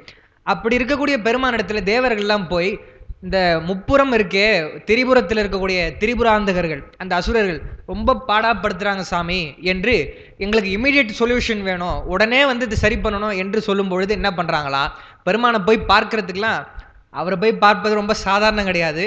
நமக்கு தான் அப்படின்னு பார்த்தா தேவர்களுக்கும் அப்படி தான். நம்ம வந்து திருமலை சிறப்பிலே பார்த்துருப்போம். பிரம்மா என்ன பண்ணுறார், அடடா நம்முடைய நேரத்தை விட்டுட்டோமே என்று அவசரமாக வரார். அன்னத்தை எங்கேயோ விட்டுட்டு வந்து தேடுறாருன்னு பார்க்குறோம். சேக்கிழார் சொல்கிறார், அவருடைய வண்டியே பார்க்க முடியல, இவர் எங்கே பெருமானை பார்க்க போகிறார் என்று சொல்கிறாருன்னு பார்க்குறோம். அப்போது அவரை பார்க்குறதுக்கும் சில நேரங்கள்லாம் இருக்குது. அப்போ அந்த நேரத்தில் போய் அவர்கிட்ட அப்பாயின்மெண்ட் வாங்கிலாம் பார்க்க முடியாதுங்கன்னு சொல்லி தேவர்கள் என்ன பண்ணுறாங்க, இவனுங்க தொல்லை தாங்க முடியலன்னு சொல்லி கைலாயத்துக்கு வெளியில் இருக்கக்கூடிய ஆராய்ச்சி மணியை எழுப்பிட்டாங்களா. இப்போ மன்னன்னு சொன்னால் வெளியில் வரணும், அமைச்சரை கேட்கணும், பெருமான் தான் உயிருக்கு உயிராக இருக்கக்கூடியவர் இல்லையா. அப்போ அப்பர் என்ன சொல்கிறார், தேவர்கள் வந்து முப்புறம் அந்த ஆட்சி செய்யக்கூடிய அசுரர்கள் தீங்கு செய்கிறார்களே என்று ஆராய்ச்சி மணி எழுப்புனாங்க, நீ என்னப்பா பண்ண, அதுக்கு கேட்காம இல்லை, கேட்டு என்ன பண்ண, அந்த மணி ஓசை எழுப்புனா ஓசை அடங்கும் இல்லையா. இப்போ அந்த மணி கூட டிங்குன்னு அடிச்சதுன்னா வந்து தானே முடியுது, ஒரு ஸ்ருதி இருக்கும். அது அந்த ஓசை முடிவதற்கு முன்னே அந்த பிரச்சனை நீ தீர்த்துட்ட, அந்த ஓசை அடங்குவதற்குள்ள திரிபுரமும் பொடியா போயிடுச்சுப்பா, என்ன உன்னுடைய அருள் என்று பெருமானுடைய அந்த பெருங்கருணை அதை சொல்றார். அந்த பாட்டு நம்ம சொன்னோம், பாட்டு எழுதலை, அதனால நான் இதை இங்கே எழுதியிருக்கேன். திருமுறை 4 113வது பதிகம் 3வது பாடல். மூவா உருவத்து முக்கன் முதல்வ மீக்கூர் இடும்பை காவாய் என கடை தூங்கு மணியை கையால் அமரர் நாவாய் அசைத்த ஒளி ஒளி மாறியதில்லை, அப்பால் தீவாய் எறிந்து பொடியாய் கழிந்த திரிபுரமே. நீ யாருன்னு சொன்னா, நீ மூவா பெருமான், மூவா உருவத்து முக்கன் முதல்வன், இறப்பே இல்லாதவன்பா அப்படின்னு சொல்லிட்டு பெருமானை போற்றி என்ன பண்ணாங்களாம். சாதாரண இடும்பை இல்லை இது, மீக்கூர் இடும்பை, பெரிய துன்பமா போச்சு இவனுங்க கிட்ட. ஏன்னா தேவர்கள்லாம் ரொம்ப மகிழ்ச்சியா இருக்காங்கன்னு நம்ம நினைச்சிட்டு இருக்கோம். இந்திரன்னு சொன்னா எப்பயுமே அவர் வந்து ஜாலியா டான்ஸ் பார்த்துட்டு இருப்பாரு, அமுதம் சாப்பிட்டுட்டு இருப்பாருன்னு இல்லை, அவர்களுக்கெல்லாம் வந்து இறக்கக்கூட முடியாது, அமரர்கள்னு சொல்லிட்டு எவ்வளோ குறிப்பிட்ட காலம் வாழணுமோ வாழ்ந்து தான் ஆகணும் அவங்க, அதுக்கப்புறம் தான் இறப்பு. அப்போ அசுரர்களால் துன்பங்கள்லாம் அவங்களுக்கு வரும். அப்படி இருக்கும்போது தான் என்ன பண்ணுறாங்க, பெருமானிடத்தில் போய் காப்பாற்றுப்பான்னு சொல்லி காவாய் என கடை தூங்கு மணியை, இங்கே இருக்கிற மணியே வந்து ஒளி எழுப்பாமல் தூங்கு மணின்னு சொன்னால், அப்போ பெருமான் வந்து அங்கே இருக்கக்கூடிய மணியில் அடிக்கடி அடிச்சுட்டு இருப்பாங்க, அதுவும் தூங்கு மணி தான். அப்படின்னா ஒளி எழுப்பாத மணி, தொங்கி கொண்டு இருக்கக்கூடிய மணி, ரெண்டும் சொல்லலாம். மணியை கையால் அமரர் என்ன பண்ணாங்க, நாவாய் அசைத்த, அந்த மணியினுடைய நாக்கு அசைக்கிறாங்களாம். அசைத்த ஒளி, ஒளி ஒளின்னு அந்த இடத்துல சொல்லக்கூடாது, ஒளி அங்கே நிறுத்தி, அந்த ஒளி மாறியதில்லை, அந்த ஒளி கொஞ்சம் மாறலப்பா, அந்த சவுண்டு இருக்கும் போதே நீ என்ன பண்ண, தீயாய் எரிந்து பொடியாய் கழிந்த திரிபுரமே, என்ன பிரச்சனைன்னு வந்தது, நான் பிரச்சனை முடிச்சிட்டேன் என்று சொல்கிறாரு. சொன்னால் அப்பரடிகள் நயமாக அந்த ஆராய்ச்சி மனுடைய குறிப்பெல்லாம் சொல்லி பெருமானுடைய அந்த விரைந்து அதான் மலர்மிசை ஏகினானுக்கு சொல்றாங்க இல்லையா, அடியார்களுக்கு அவர்களுடைய நினைத்த வடிவோடு விரைந்து சேரலின் அன்பர்கள் கூப்பிட்டா போதும் பெருமான் ஓடி வந்துடுறான்னு சொல்வது போல் அவர்களுக்கெல்லாம் செய்வான் என்று அவனுடைய அந்த கருணையை பாடுகிறார்னு பார்க்கிறோம். அடுத்து 34வது பாடல். மந்திரிகள் அது கண்டு மன்னவனை அடி வணங்கி சிந்தை தளர்ந்து அருளுவது மற்றிதற்கு தீர்வன்றால் கொந்தளர்த்தால் மைந்தனை முன் கோவதை செய்தார்க்கும் மறை அந்தணர்கள் விதித்த முறை வழிநிறுத்தல் அறமென்றார். அவங்க என்ன சொல்றாங்க அமைச்சர்கள்லாம், இப்பதான் இதை படிச்சா நமக்கு என்ன நம்ம தெரிஞ்சுக்கலாம்னு சொன்னா, அப்போ அரசியலங்குமரனுக்கும் கூட போனவங்க யாருன்னா, எப்படியும் பெரிய மந்திரி தான் அங்கே இருந்திருக்க, அமைச்சர் இருந்திருக்கிறார், எப்படியும் யாருன்னா கூட போயிருப்பாங்க இல்லையா, இதே மாதிரி அவர்கிட்டயே சொல்லியிருப்பாங்க. அதனால தான் அவர் என்ன பண்ணுறாரு, சரி அப்பாவிற்கு தெரிவதற்கு முன்னாடி நம்மளால் அதை செய்ய முடியும்னா செஞ்சிடலாம், என்ன பிராயச்சித்தமோ செஞ்சிடலான்னு நினைக்கிறார். அது அப்புறம் நடக்கல, ஆராய்ச்சி மணி ஓசை கேட்டுருதுன்னு பார்க்குறோம். அதே மாதிரி மன்னன் இடத்துல சொல்கிறாங்க, உரையாசிரியர் இன்னொன்று எழுதுறாங்க, இங்கே பொதுவாக மந்திரிகள் என்று சொல்வதனாலே அந்த தொல்நெறி அமைச்சர் கிடையாது, அந்த பாட்டு சொன்னவர் ஒரு அமைச்சர் தான். அப்போ மற்ற அமைச்சர்கள்லாம் அவங்களுக்கும் ரோல் இருக்கு இல்லையா, அவங்க பேசுகிறாங்க மன்னனிடத்தில். அவங்க பேசும்போது ரொம்ப நுட்பமாக பேச முடியாது இல்லையா, பேசுகிறாங்க, உடனே மன்னன் மறுத்து சொல்லிடுறாருன்னு பார்க்குறோம். கடைசியாக மன்னன் சொல்லக்கூடியதற்கு யாராலையும் பதில் சொல்ல முடியல, அந்த மாதிரி ஒன்று சொல்லிடுறாருன்னு பார்க்குறோம். பார்ப்போம் என்னன்னு பார்ப்போம். மன்னவனை அடி வணங்கி, ஏன்னா வணக்கம் ரொம்ப முக்கியம், மன்னவனிடத்தில் வணங்கி சொல்கிறாங்க, சிந்தை தளர்ந்தருளுவது மற்றிதற்கு தீர்வன்று சொல்லிட்டாங்க. பெருமானே மன்னனே இருக்கட்டும், நடந்து போச்சு, நீங்கள் மனசு ரொம்ப கஷ்டப்பட்டு சிந்தை தளர்ந்து போகிறீங்க, ஏன்னா அவர் எவ்வளோ கஷ்டப்பட்டார்னு சொல்லிட்டோம். ஆவுற்ற துயரம் அடைந்தார், அது எப்படிங்க தீர்வாகும், இது தீர்வு இல்லையே, அப்போ என்ன செய்யணும் அப்படின்னு அவர் கேட்பார் இல்லையா, அதுக்கு பதிலாக சொல்கிறாங்க, அது தீர்வு அன்று சொல்லிட்டு கொந்து அலர்த்தார், பாட்டுக்காக கொந்துன்னு வருது, ஏன்னா மந்திரிகள் சிந்தை அந்தனர் வர்றதுனால கொந்துன்னு அந்த எதுகை நோக்கி வருகிறது. கொத்து தான், கொத்து அலர்த்தார் மலர் சூடிய அந்த மைந்தனை முன் கோவதை செய்தார்க்கு, முன்ன இந்த மாதிரி கோவதை செய்திருப்பாங்க இல்லையா, கோன்னு சொன்னால் பசு, அதனால தான் கோபூஜைன்னு சொல்கிறோம் இல்லையா நம்ம. இது முதல் முறையாக நடக்கலைங்க, அது ஒரு நுட்பம் பார்க்கணும். இந்த மாதிரி உலகத்திலேயே இந்த பிழையை இவர் தான் செய்தார்னு இல்லை, ஏதோ தெரிஞ்சோ தெரியாமலே யாரோ செய்திருப்பாங்க முன்னாடி. அப்போ அதுக்கு என்ன பிராயச்சித்தம் பரிகாரம் செய்திருப்பாங்களோ அதை மறை அந்தணர்கள் விதித்த முறை, மறைநூலிலே சொல்லப்பட்டவாறு ஒழுகுகின்ற அந்தணர்கள் அல்லது மறைநூலிலே சொல்லப்பட்டவாறு அந்தணரிடத்தில் கேட்டு என்ன பண்ணலாம், விதித்த முறை என்ன அதற்கு செய்யணுமோ அவங்க சொல்லியிருக்காங்களோ வழி நிறுத்தல், அதுபடி நிறுத்தினால் அதுபடி செய்தால் அது அறம், அதுதான் அறம் என்று சொல்கிறாங்க. இவரே மனுநீதி சோழர், இவரிடத்துல அமைச்சர்கள் போய் இதுதான் அறம் என்று அவங்க சொல்கிறாங்க. ரொம்ப நயமாக அவர் சொல்கிறாருன்னு பார்க்குறோம். பதில் சொல்வது மன்னனுடைய பதில் தான் ரொம்ப இதாக இருக்கும். என்ன சொல்றாருன்னு பாருங்க. 35வது பாடல். வழக்கென்று நீர் மொழிந்தால் மற்றதுதான் வழிபட்டு குழக்கன்றை இழந்தளரும் கோவரு நோய் மருந்தாமோ கேட்கிறார். அடுத்து இழக்கின்றேன் மைந்தனை என்று எல்லீரும் சொல்லிய இச்சழக்கின்று நான் இயைந்தால் தர்மம் தான் சலியாதோ. ரொம்ப அருமையா சொல்றார். 2 விஷயம்தான் சொல்றார், அவங்களால மறுத்து பேச முடியாத மாதிரி சொல்றார். என்னன்னா, வழக்கென்று நீர் மொழிந்தால், வழக்குன்னு சொன்னா முன்னெல்லாம் இப்படிதான் நடந்துட்டு இருக்கு, என்ன செய்யணுன்றதையும் நம்ம பார்த்தோம். எங்க பார்த்தோம்னு சொன்னா, மன்னன் மன்னிடத்துல போறதுக்கு முன்னாடி அரசர் அதாவது இளவரசர் நினைக்கிறார் இல்லையா, நம்ம செய்தெல்லாம் பிராயச்சித்தம் என்று. அப்போ நம்ம பார்த்தோம், அந்த பசுவனுடைய தோல் போர்த்து 6 மாத காலம் அந்த மாட்டு கொட்டாயிலேயே தங்கி ஒருவேளை உணவு உண்டு, அதுவும் உப்பில்லாத உணவு உண்டு, அந்த பசுக்கூட்டங்களை எல்லாம் பாதுகாக்கணும் என்பது மறைநூலில் சொல்லப்பட்ட வழக்கு என்று பார்க்கிறாங்க. இன்னொன்று பார்த்தா இந்த பாட்டினுடைய விளக்கத்தில் இவர் தர்மயாதின உரையில் சுந்தரமூர்த்தி ஐயா அவங்க எழுதுறாங்க. என்ன எழுதுனா, இதெல்லாம் சொல்லிட்டு இன்னும் மாட்டினுடைய அந்த கோமியம் இருக்கு இல்லையா, அதில் அவனை மூழ்க வைத்து, எப்படி தீர்த்த வரையில் நம்ம மூழ்கிறோமோ அதுபோல் மூழ்க வைத்து அப்புறம் சில இதெல்லாம் சொல்கிறார், அப்படிலாம் செய்யணும் என்றெல்லாம் இவ்வளோ கடுமையாக சொல்லியிருக்காங்கன்னு பார்க்குறோம். அப்போ பசுவனுடைய வதை தெரியாமல் செய்தாலே இவ்வளோ செய்தால் கூட பிராயச்சித்தம் இல்லைன்னு மன்னன் சொல்கிறான்னு பார்த்தா, இப்போ தெரிஞ்சு செஞ்சால் அது எவ்வளோ பெரிய பாவம், கழுவாயே கிடையாது என்று அதெல்லாம் நம்ம பார்க்கணும். இதுதான் வழக்கு, இப்படி தான் செய்யணும் அப்படின்னு நீங்கள் சொன்னீங்கன்னா, யார் அமைச்சர்கள் சொன்னீங்கன்னா, மற்ற அதுதான், அதுன்னு சொன்னால் பசு, மன்னர் பேசுகிறார் இந்த இடத்துல, மன்னருடைய வாக்கா, மற்ற அதுதான் வழிபட்டு குழக்கன்றை இழந்து அலரும் கோவுரு நோய் மருந்தாமோ. சரிங்க, இப்போ நீ சொன்ன மாதிரி செஞ்சிடறோங்க. செய்தால் இந்த பசு கஷ்டப்படுதே, அந்த கஷ்டத்துக்கு இதுதான் சரியாயிடுமா? இப்போ இப்படி செஞ்சால் அந்த பசு ரிலாக்ஸ் ஆகிடுமா அப்படின்னு கேட்குறார். அவங்க என்ன பதில் சொல்கிறது? சொல்ல முடியாது. இழக்கின்றேன் மைந்தனை என்று எல்லீரும் சொல்லிய, ரொம்ப முக்கியம், இழப்பேன்னு சொல்ல பாருங்க. இழக்கின்றேன்னு நிகழ்காலத்திலே சொல்கிறார். இழப்பேன் என் மைந்தனை என்று. அப்போ என்ன தீர்ப்புன்றத மன்னர் சொல்லிட்டார். என்னுடைய மன்னன் தவறு செய்தான், என்னுடைய குமரன் பிள்ளை இளவரசி தவறு செய்துட்டான், நான் என்னுடைய ஆக்ஷன், என்னுடைய அந்த தண்டனை என்னவா இருக்குன்னு சொன்னால் அவனையும் அதே செய்வது தான். என்னுடைய மகனை நான் இழக்கணும், அப்போ தான் அந்த பசு அடைகின்ற துன்பத்தை நான் அடைய முடியும். இப்போ இவர் சொல்லிட்டார், நீங்கள் சொன்ன அந்த பரிகாரத்தை செய்தால் அந்த பசுவனுடைய துன்பத்திற்கு ஒரு பரிசு கிடைக்குமா? கிடைக்காது. அப்போ அந்த பசுவனுடைய துன்பத்திற்கு ஈடு செய்ய முடியலைன்னா என்ன செய்யணும்? அந்த பசு அடையக்கூடிய துன்பத்தை நான் அடையணும். அதுக்கு என்ன பண்ணணும்? என்னுடைய மகனை நான் இழக்கணும் என்பது போல், இழப்பேன்னு சொல்ல, உங்களை நான் கேட்குறேன்னு சொல்ல, இழக்கின்றேன் மைந்தனை, நான் இழக்கின்றேன். அதனால் நீங்கள் இப்படி சொன்னீங்களோ, என்ன சொன்னீங்க? ஒரு நிலை சார்ந்து சொல்லிட்டீங்க அப்படின்னு தான் சொல்கிறா. இழக்கின்றேன் என் மைந்தனை என்று எல்லீரும் சொல்லிய இச்சழக்கு இன்று நான் இயைந்தால் தர்மம் தான் சலியாதோ. நீங்கள் சொன்னீங்கன்னு சொல்லி நான் அதை ஏற்றுக்கொண்டேன் என்று சொன்னால் தர்மம் தான் சலியாதோன்னு சொன்னால் அறக்கடவுள் சலிப்படைய மாட்டானா?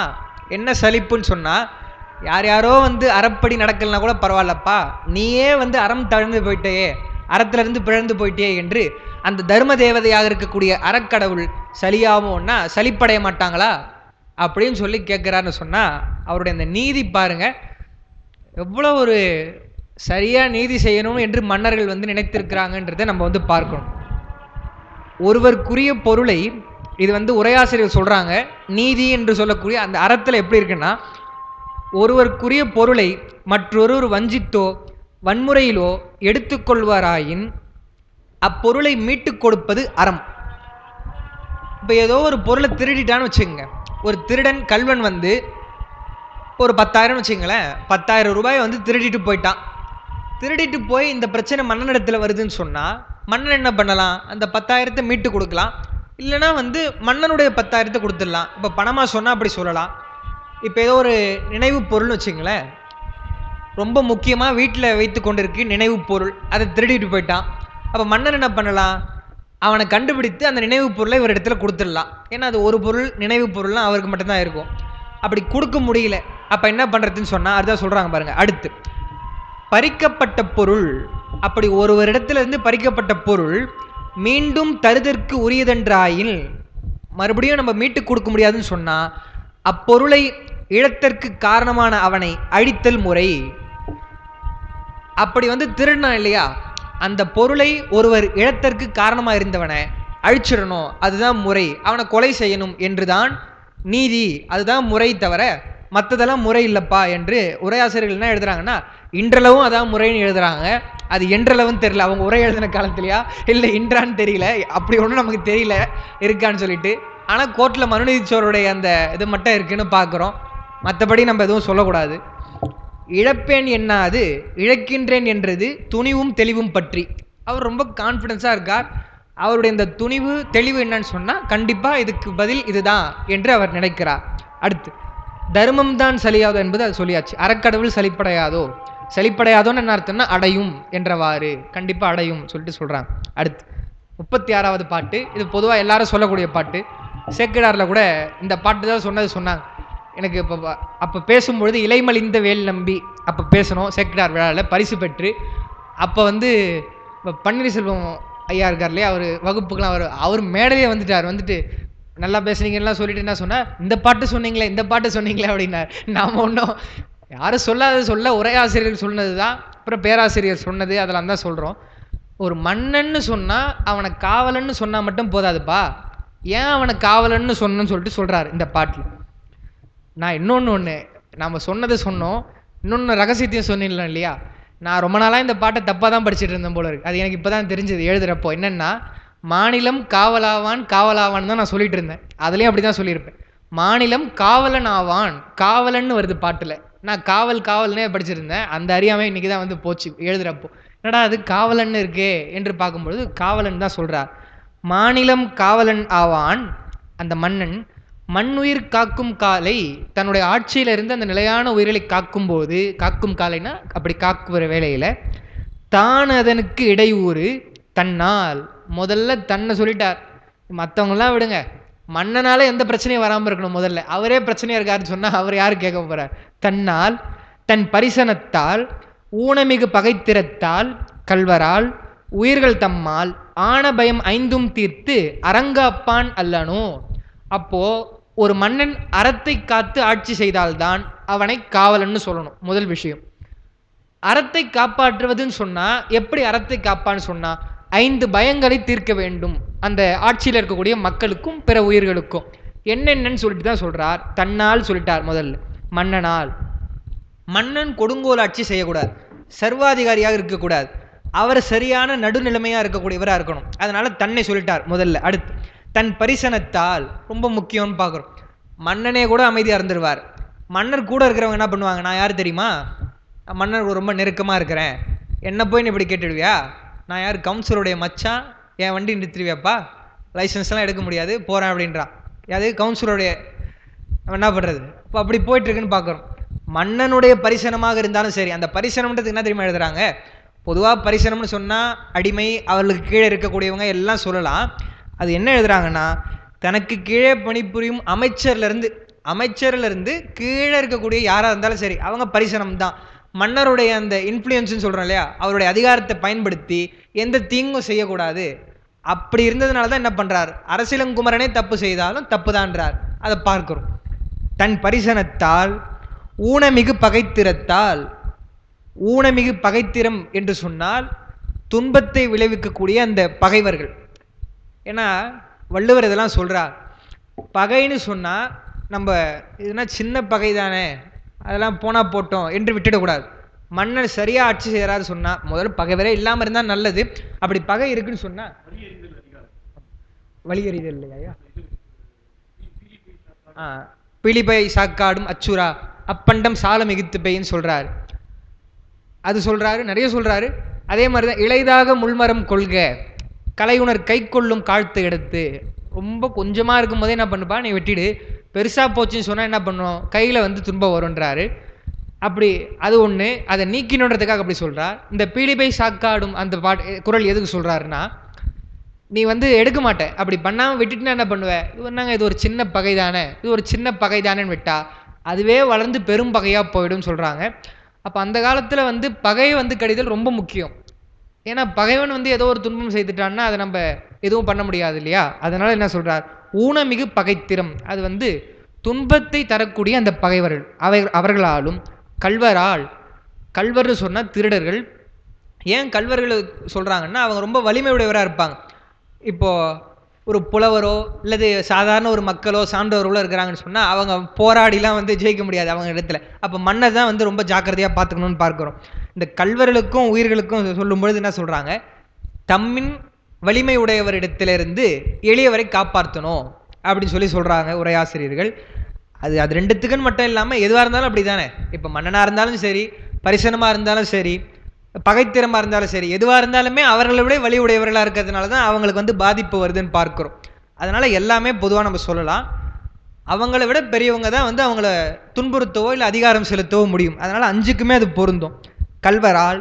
உயிர்கள் சொல்லக்கூடியது பிற உயிர்கள். எப்படி நம்ம சித்தாந்தத்தில் சொல்லும் பொழுது ஆதி பௌதிகம், ஆதி ஆன்மீகம், ஆதி தெய்வீகம்னு சொல்கிறோம் இல்லையா? அதில் வந்து பஞ்சபூதங்களால் வரக்கூடியது, பிற உயிர்களால் வரக்கூடியது, இன்னொன்று தெய்வத்தால் வரக்கூடியது. பஞ்சபூதத்தால் வரக்கூடியது மன்னனால் ஒன்றும் செய்ய முடியாதுன்னு பார்க்குறோம். ஏன்னா மழை பெய்வதற்கே அந்தணர்கள்லாம் வந்து மறை ஓதுகிறார்கள், முறையாக செய்தால் தான் மழை பெய்யும்னு பார்க்குறோம். அறத்தின் வழி நிற்கணும். இன்னொன்று ஆதி தெய்வீகம் என்று சொல்லக்கூடிய அந்த தெய்வ குற்றமாக இருப்பதையும் மன்னனால் எதுவும் செய்ய முடியாதுன்னு பார்க்குறோம். அப்போ எதை வந்து மன்னனால் செய்ய முடியும்னா பிற உயிர்கள். ஆதி ஆன்மீகம்னு சொல்லக்கூடிய அந்த பிற உயிர்களால் வருவதை ஒன்றா மன்னனால் வந்து அரசாட்சியில் சரி செய்ய முடியும் என்பதற்காகத்தான் இது சொல்கிறாங்க. இன்னொன்று இந்த பகைகள்லாம் சொல்கிறாரு தவிர பொதுவாக வந்து காவலன் என்பதற்கு சொல்கிறார். திருவாரூரில் அந்த பிரச்சனைலாம் இது வரைக்கும் இல்லைன்னு பார்க்குறோம். ஏன்னா அவங்க வந்து மனுநீதிச்சோழனுடைய ஆட்சி காலத்திலே பல பேர் திரை செலுத்துவதற்கு போட்டி போட்டுக்கொண்டு நிற்கிறாங்க அந்த கோட்டையை சுற்றின்னு சொல்லி சேக்கிழார் சொன்னார். அந்த அரசிலங்குமரன் போகும்பொழுது திரை செலுத்த வந்த அந்த மன்னர்களுடைய குமாரர்களாக இருக்கக்கூடிய அந்த இளைஞர்கள்லாம் வந்து என்ன பண்ணுறாங்க, இவர் கூட போகிறாங்கன்னு சொன்னால் ஒரு பேரரசு போல இருக்கிறாருன்னு சொன்னால் அவர்களுக்கு இந்த பகை அதெல்லாம் பிற உயிர்கள்லாம் வரப்போகிறது இல்லை. இப்போ ஏதோ வந்து ஒரு துரதிருஷ்டவசமாக இப்படி ஒரு நடந்து போய்விட்டது என்று சொல்லும் பொழுது ஒரு இலக்கணத்தை மன்னன் சொல்கிறார். இது முக்கியமாக பார்க்கணும். மன்னனுக்கு வேற யாரும் அறிவுரை சொல்லலை. இப்போ மன்னர் சரியா இல்லைன்னா அது ஒன்று சொல்லுவாங்க. ஒரு துறை இலக்கியத்தில் அப்படி உண்டு. ஒரு துறை என்னன்னா செவி அறிவுருன்னு சொல்லுவாங்க. ரொம்ப கடுமையாக சொல்லலாம் மன்னனுக்கு. அவன் ரொம்ப தவறு செய்கிறான்னு சொன்னால் பா உன்னுடைய போக்கு சரியில்லை என்று சொல்லியிருக்காங்கன்னு பார்க்குறோம். அது ஏற்றுக்கொள்ளணும் மன்னனும். புலவர்கள் சொல்லும்பொழுது அது கடுமையாக தான் இருக்கும். ஏன்னா அறிவுரை சொல்லும் பொழுது இனிக்காது, கசப்பாக தான் இருக்கும். அப்போ என்ன சொல்கிறாங்க, செவி அறிவுரு, அது உருத்தும் இருந்தாலும் வந்து அது சொல்லணும், சொல்லுவது கடமைன்றாங்க. அப்படி சொல்வது இல்லை, மன்னனே வந்து சொல்கிறான். மன்னர் வந்து எப்படி ஒரு காவலன் என்பதற்கு இலக்கணம் சொல்கிறார்னு சொன்னால் அது நம்முடைய மனுநீதிச்சோழனுடைய தனிச்சிறப்பு என்பதை நம்ம வந்து பார்க்கிறோம். அடுத்து 10வது பக்கம். என் மகன் செய் பாதகத்துக்கு இருந்தவங்கள் செய்ய இசைந்தே அந்நியன் ஓர் உயிர் கொன்றால் அவனை கொள்வேனானால் தொன் மனுநூல் தொடை மனுவால் துடைப்புண்டது எனும் வார்த்தை மண்ணுலகில் பெற மொழிந்தீர் மந்திரிகள் வழக்கென்றார். நல்லா சொல்றார். என்னன்னா, நீங்க என்னுடைய மகன் என்பதனால நீங்க ரொம்ப யோசிச்சிங்க.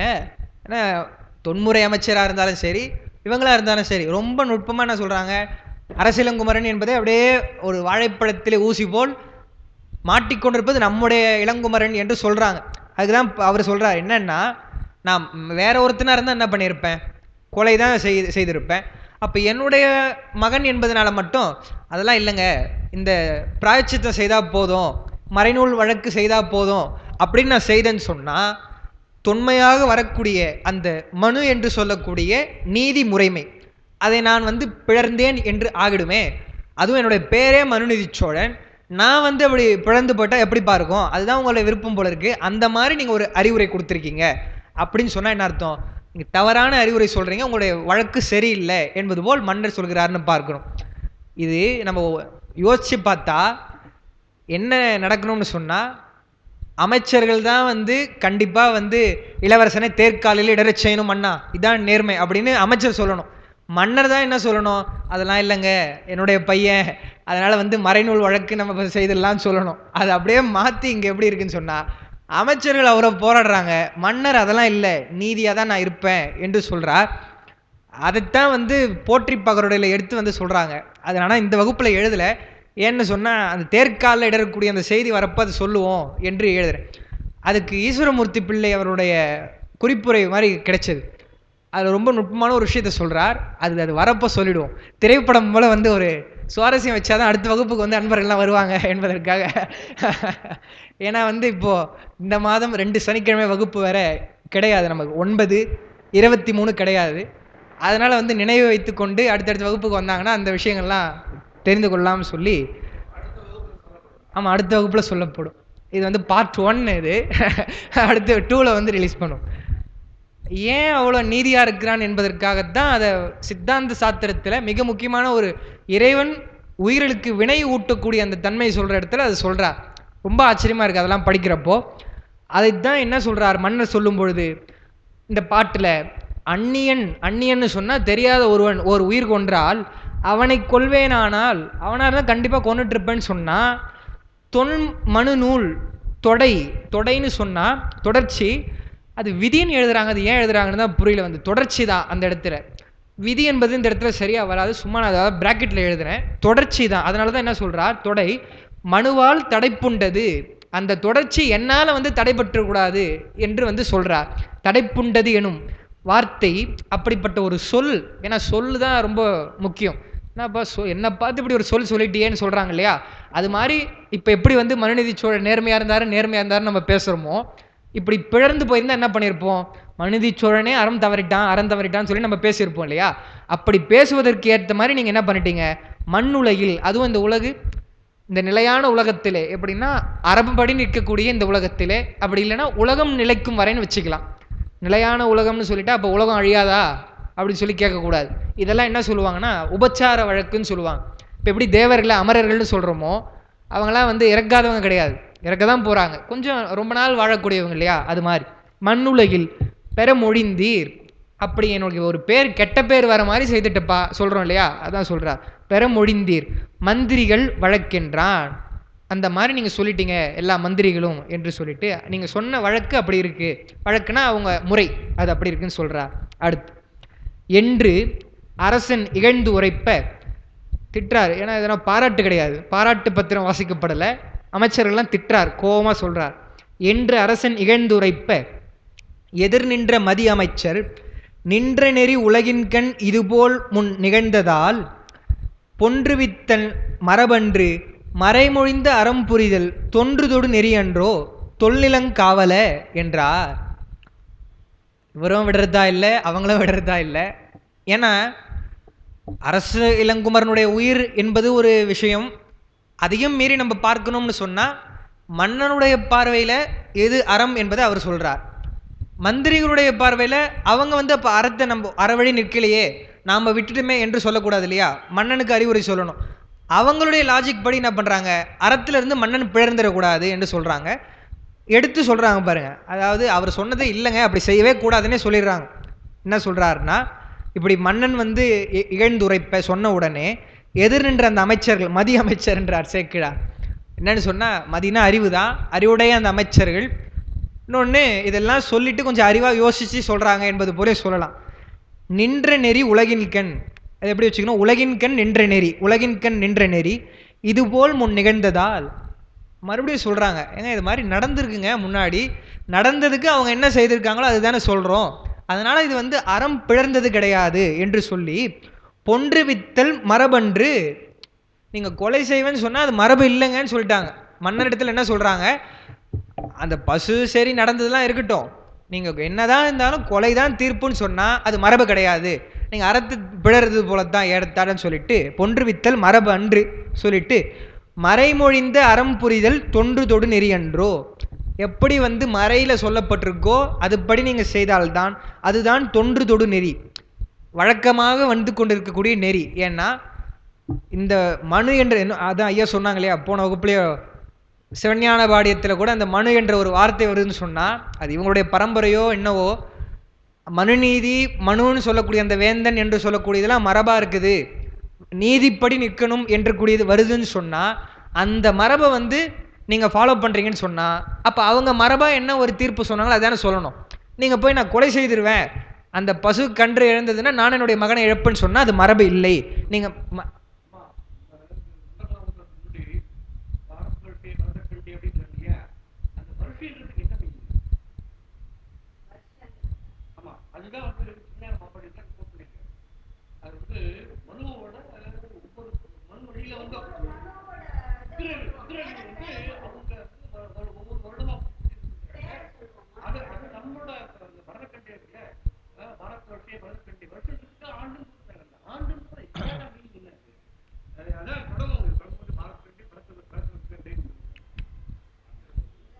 சொல்லுங்க, அப்புறம் கூட அடுத்த வகுப்புல கூட சொல்லுங்க, நம்ம அது பார்க்கணும். ஆனால் ஒரு தொன்மையான ஒரு முறை என்பது மட்டும் நமக்கு தெரியுது, இவங்களோட இது புதுசாக இல்லை. அவர் அப்படி மரபுப்படி வந்து அரசராக இருக்கிறதுனால நீங்கள் என்ன பண்ணணும், மரபு வழி இருந்த, இப்போது நீதிமன்றத்தில் கூட வந்து அப்படித்தான் சொல்கிறாங்க, ஒரு இது போல் வந்து ஒரு தீர்ப்பு வழங்கப்பட்டிருக்கு, ஒரே ஒரு ஒரு வழக்குன்னு வச்சுங்களேன். சொல்லுங்க மாமி. இல்லை நடந்திருக்குன்னு தான் சொல்கிறாங்க, நடந்திருக்குன்னு தான் சொல்கிறாங்க, நிகழ்ந்திருக்குன்னு சொல்கிறாங்க. இப்போ எப்படின்னா, இப்போ ஒரு வழக்கு இருக்குன்னு சொன்னால், சிக்கலான வழக்குன்னு சொன்னால், இப்போது தமிழ்நாட்டில் நடக்குதுன்னு வச்சுங்களேன், இந்திய அளவில் வேற எங்கேயோ வந்து இது மாதிரி தொடர்புடைய ஒரு வழக்கு நடந்து இப்படி தீர்ப்பு கொடுத்துருக்காங்கன்னு சொன்னால் அதை வந்து அந்த வாதாடக்கூடியவர் எடுத்து காட்டலாம், ஐயா இந்த மாதிரி இப்படி நடந்திருக்கு, பிரசிடென்ஸ்ன்னு சொல்லுவாங்களாம், லீகல் லாங்குவேஜில் அப்படி சொல்லுவாங்கன்னு ஐயா சொல்கிறாங்க, அது நமக்கு தெரியல. இப்போ சொல்லலாம், அப்படி சொல்லி இப்படி இருந்திருக்குங்க, இதுக்கு இப்படி தீர்ப்பு வழங்கப்பட்டிருக்கு, அதனால் நீங்கள் இப்படி சொன்னால் தான் சரியாக இருக்குன்னு சொல்லலாம். அவங்க பெரும்பாலும் 90% அது மாதிரி தான் கொடுத்தாகணும், ஏன்னா அப்படி இல்லைன்னா அவங்க நீதியாக இல்லைன்ற மாதிரி ஆகிப்படும் முதல் விஷயம். இன்னொன்று சிக்கலான தீர்ப்பு இது வழக்குக்கெல்லாம் அந்த மாதிரி பார்ப்பாங்க, அதை தான் அவங்க மறுபடியும் சொல்கிறாங்க. என்ன சொல்கிறாங்கன்னு சொன்னால், உலகத்திலேயே நடக்காத அதிசயம் ஒன்றும் நடந்தில்ல. ஒரு பசுவுடைய கொலைன்னு சொன்னால் அதுக்கான தண்டனைகள்லாம் வழங்கப்பட்டிருக்கு. அதை நீங்கள் கேட்காம எது வந்து புதுசாக நடக்குதுன்னு சொன்னால் நீங்கள் சொல்கிறீங்க பாருங்கள் ஒன்று, அதுதான் புதுசாக இருக்குன்னு சொல்கிறாங்க. ஒரு பசுவினுடைய கொலைக்கு தன்னுடைய மகனை இழப்புன்னு சொல்கிறீங்க, அதுதான் புதுசு. பசுக்கொலையே வந்து புதுசு கிடையாது, நடந்திருக்குன்னு சொல்லிட்டு தான் அமைச்சர்கள் சொல்கிறாங்க. அது தெளிவாகவே பாட்டில் வருது பாருங்க. நின்ற நெறி உலகின்கண் இதுபோல் முன் நிகழ்ந்ததால் சொல்லிட்டு தான் பொன்று வித்தல் மரபன்று, உன்னுடைய மகனை கொலை செய்வது மரபில்லைங்க. மறைமொழிந்த அறம் புரிதல் தொன்று தொடு நெறி என்றோ தொல்நிலங்காவல. அப்போ மன்னருக்கு எவ்வளோ பேர் இருக்கு. இவங்க சொல்லும்போது எப்படி சொல்றாங்க பாருங்க. இந்த இடத்துல தொல்நிலம் காவல என்று கூப்பிடுறாங்க. ஏன்னு சொன்னா காவலன் என்றால் என்ன இலக்கணம்னு மன்னன் சொன்னான். மாநிலம் காவலனாவான் என்பது மன்னன் கூற்று. இது வந்து அமைச்சர் கூற்றா வரப்போ இங்க மறுபடியும் காவலை என்று சொன்னா என்ன அர்த்தம் சொன்னா, நீங்க சொன்ன அந்த ரூல்ஸ் வந்து ஒன்றும் மாறிடாதுங்க, அதே மாநிலம் காவலன் தான், நீங்க அறத்துல இருந்தெல்லாம் பிழந்து போல, இது சரிதான், கொலை செய்வதுதான் தவறு, மறைமொழிந்த அறம் புரிதலே சரியான தீர்ப்பு என்பது போல் அவங்க சொல்றாங்க. அடுத்து அது சொல்லும்போது எப்படி சொல்றாங்க, மன்னருக்கு அறிவுரை தான் சொல்றாங்க, ரொம்ப இதாக சொல்லக்கூடாது, வணங்கி தான் சொல்றாங்க. அவ்வண்ணம் தொழுது உரைத்த அமைச்சர்களை முகநோக்கி மெய்வண்ணம் தெரிந்துணர்ந்த மனுவென்னும் விரல் வேந்தன். இதெல்லாம் சேக்கிடார் தான் சொல்ல முடியும். மெய்வண்ணம் தெரிந்துணர்ந்தன்னு சொல்றாரு பாருங்க, அது முக்கியமான வார்த்தை. இவ்வண்ணம் பழுதுரைத்தீர் என்று எரியினிடை தோய்ந்த செவ்வண்ண கமலம் போல் முகம் புலர்ந்து செய்துரைப்பான். ரொம்ப கோவம் வந்துருச்சுன்னு சொல்றார் சேக்கிடார் மன்னனுக்கு. ஏன்னா இவ்வளோ சொல்றேனே மறுபடியும் வந்து அதையே சொல்றீங்களே என்பது போல்.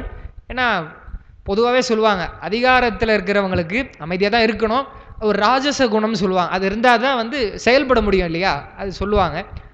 அவர் அப்படி இல்லைன்னு வச்சுக்கோங்க, அவர் வந்து இயல்பாக தான் இருக்கிறார், புரிஞ்சிக்க மாட்டேன்றியப்பா என்பது போல் அந்த கோபம் வருதான். அதுக்கு தான் சொல்கிறார் அவ்வண்ணம் தொழுது உரைத்தவங்களை பார்த்து என்ன சொல்கிறார், மெய்வண்ணம் தெரிந்துணர்ந்தவர். அந்த மெய்வண்ணம் தெரிந்துணர்தல் சொன்னால் அறநெறிகளை அளவைகளாலும் பொருந்து மாற்றானும் ஆராய்ந்துணர்தல்.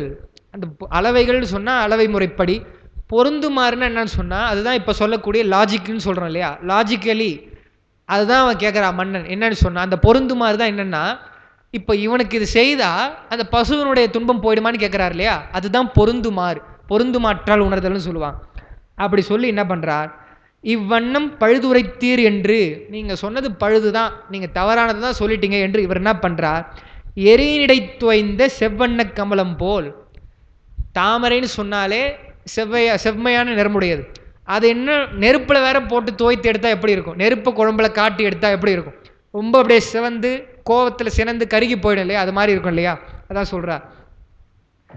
எரியினிடை தோய்ந்த செவ்வண்ண கமலம் போல் முகம் புலர்ந்து செய்துரைப்பான்.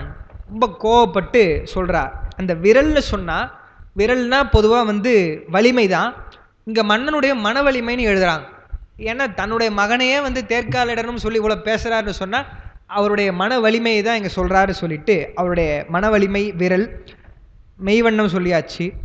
திருக்குறளில் இதே ஓமை சொல்கிறார் வள்ளுவர். இணரெறி தோய்வண்ண இன்னாசையினும் புனரின் வெகுளாமை நன்று. வெகுளாமையை சொல்கிறார், கோவப்படக்கூடாதுன்னு சொல்லிட்டு. இணரெறி தோய்வண்ண, ரொம்ப அதிகமாக நெருப்பில் தோய்த்து எடுத்த ஒரு மலரை இப்போ தாமரை கூட வச்சுக்கலாம், அது மாதிரி உங்களை தோய்த்தெடுப்பது போல் ஏதோ ஒரு தீங்கு செய்துட்டாங்கன்னு வச்சுக்கோங்க, அப்போ கூட வந்து கோவப்படாமல் இருந்தால் நல்லது. அவன் எங்கேருந்து காலையில் செய்த சாப்பாடு தான் நைட்டுக்குன்னு சொன்னாலே கோவம் வருதுன்னு சொன்னால், மறுபடியும் வந்து நம்ம எல்லாம் இந்த அளவுக்கு வந்து பொறுமையாக இப்போ எங்கே இருக்கிறோம், எல்லாம் கோவம் வந்து வரக்கூடாதுன்னு சொல்கிறார். அதுவும் எதுக்கு சொல்கிறார், நான் மற்றவங்களுக்காக சொல்லப்பா உனக்காக தான் சொல்கிறேன்றார் வள்ளுவர். ரொம்ப அழகாக சொல்கிறார். தன்னைத்தான் காக்கின் சினம் காக்க. நான் உன்னுடைய நல்லதுக்காகம்பா சொல்கிறேன். எப்படி சொல்கிறாரு பாருங்க, அப்போ தான் அப்பயாச்சும் ஃபாலோ பண்ணுவான்னு சொல்கிறார்.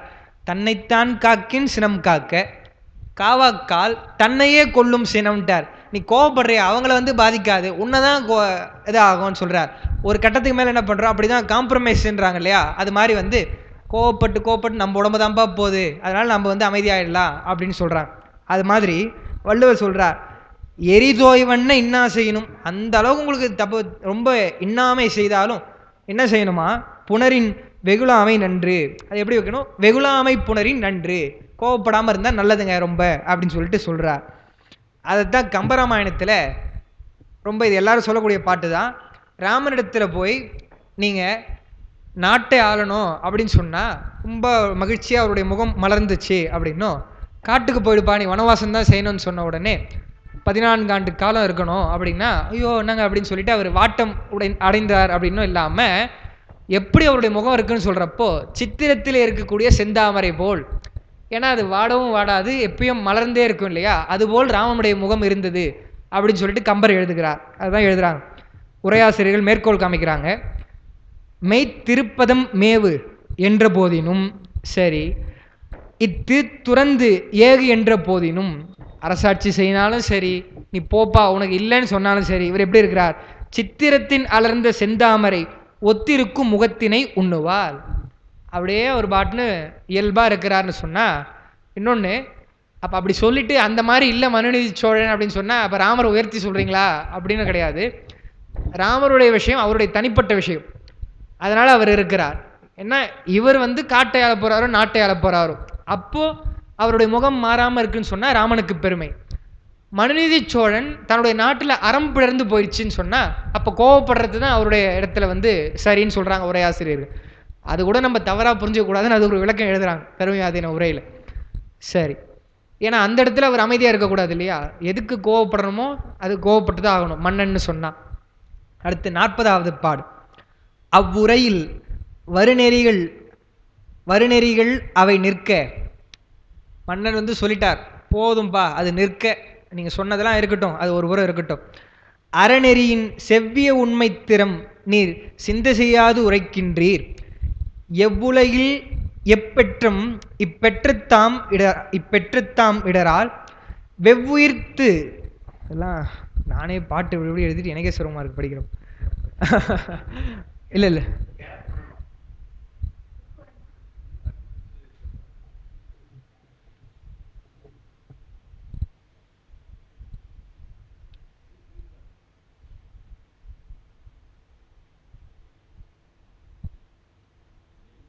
பாட்டு 40வது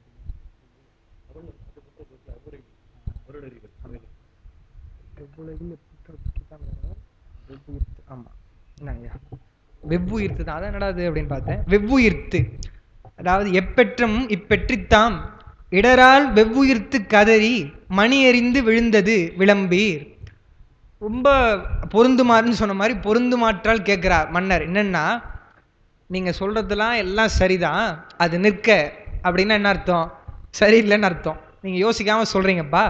இது சாதாரண கேஸ் இல்லை, ஸ்பெஷல் கேஸுன்னு சொல்கிறாங்கல்ல, அந்த மாதிரி இது ஒரு சிறப்பான வழக்கு. ஏன்னு சொன்னால் அறநெறியின் செவ்விய உண்மை திறம், எது உண்மையான செம்மையானதுன்னு நீங்கள் சிந்து செய்யாது உரைக்கின்றீர், யோசிக்கலை நீங்கள். ஏன்னு சொன்னால் அரசியலங்குமரன் என்பது போல் நீங்கள் சொல்லிட்டீங்க அப்படின்னு சொல்லிட்டு, இந்த உலகத்தில் எந்த பசு இந்த மாதிரி ஆராய்ச்சி மணியை எழுப்புச்சு, ஆராய்ச்சி மணி யோசை எழுப்புச்சுன்னு கேட்குறார். ஏன்னா பசு என்பது ஐந்தறிவுடைய ஜீவன் தான். அதுக்கு தெரியுமா இந்த மாதிரி மணி யோசை எழுப்புனா மன்னன் வருவார், ஆராய்ச்சி செய்வார், நீதி கிடைக்கும் தெரியுமா?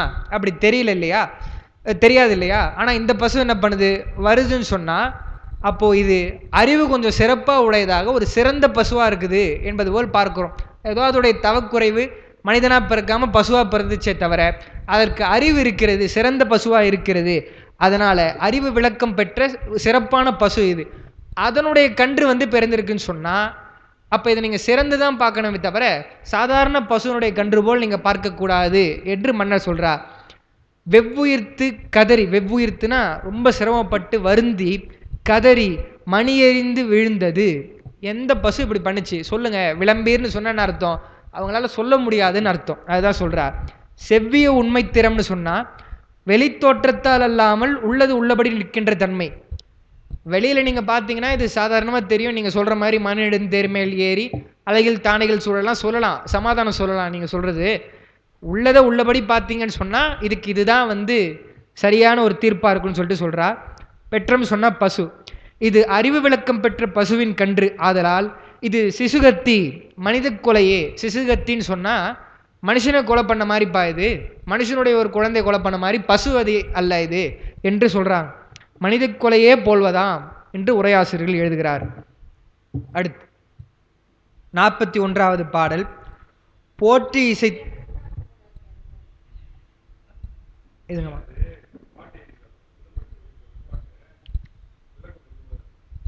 ஓ 41வது பாட்டுக்கா? ஆமாம் நேரம் இருக்கு, நேரம் 60 தானே இருக்கு. சொல்லிடலாம்.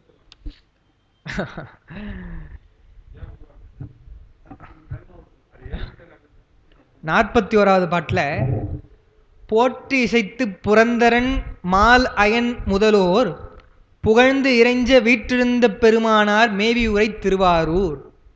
இப்போதான் நகரச்சிறப்பில் முன்ன சொன்ன மாதிரி கொஞ்சம் திருவாரூரை பற்றி சொல்கிறா. என்னன்னு சொன்னால், முதல் அமைச்சர்களே நீங்கள் முதல்ல ஒன்று தெரிஞ்சுக்கங்க, அந்த பசு அறிவு விளக்கம் பெற்ற பசு, சாதாரண பசு கிடையாது. அதை சொல்லிட்டார். அதுவே அவங்களால மறுக்க முடியலன்னு பார்க்குறோம். ஏன்னா இங்கே பாட்டு படி பார்த்தா விளம்பீர்னு வந்துடுச்சு. ஒரு பாட்டு அமைச்சர் ஒன்று சொல்ல, மன்னர் ஒன்று சொல்ல, அமைச்சர் ஒன்று சொல்ல, மன்னர் ஒன்று சொன்னதாக வந்தது. இங்கே மன்னர் கேட்டும் அமைச்சருடைய அந்த பதில் இல்லைன்னு சொன்னால் அவங்களால பதில் சொல்ல முடியலன்னு அர்த்தம். இல்லை மன்னா, இந்த மாதிரி தொன்முறை வழக்கத்தில் ஒரு பசு ஆராய்ச்சி மணி இழுத்ததுன்னு சொல்ல முடியாது அவங்களால. அப்போ பதில் சொல்ல முடியாத மாதிரி அழுத்தமாக மன்னர் சொல்லிட்டார்.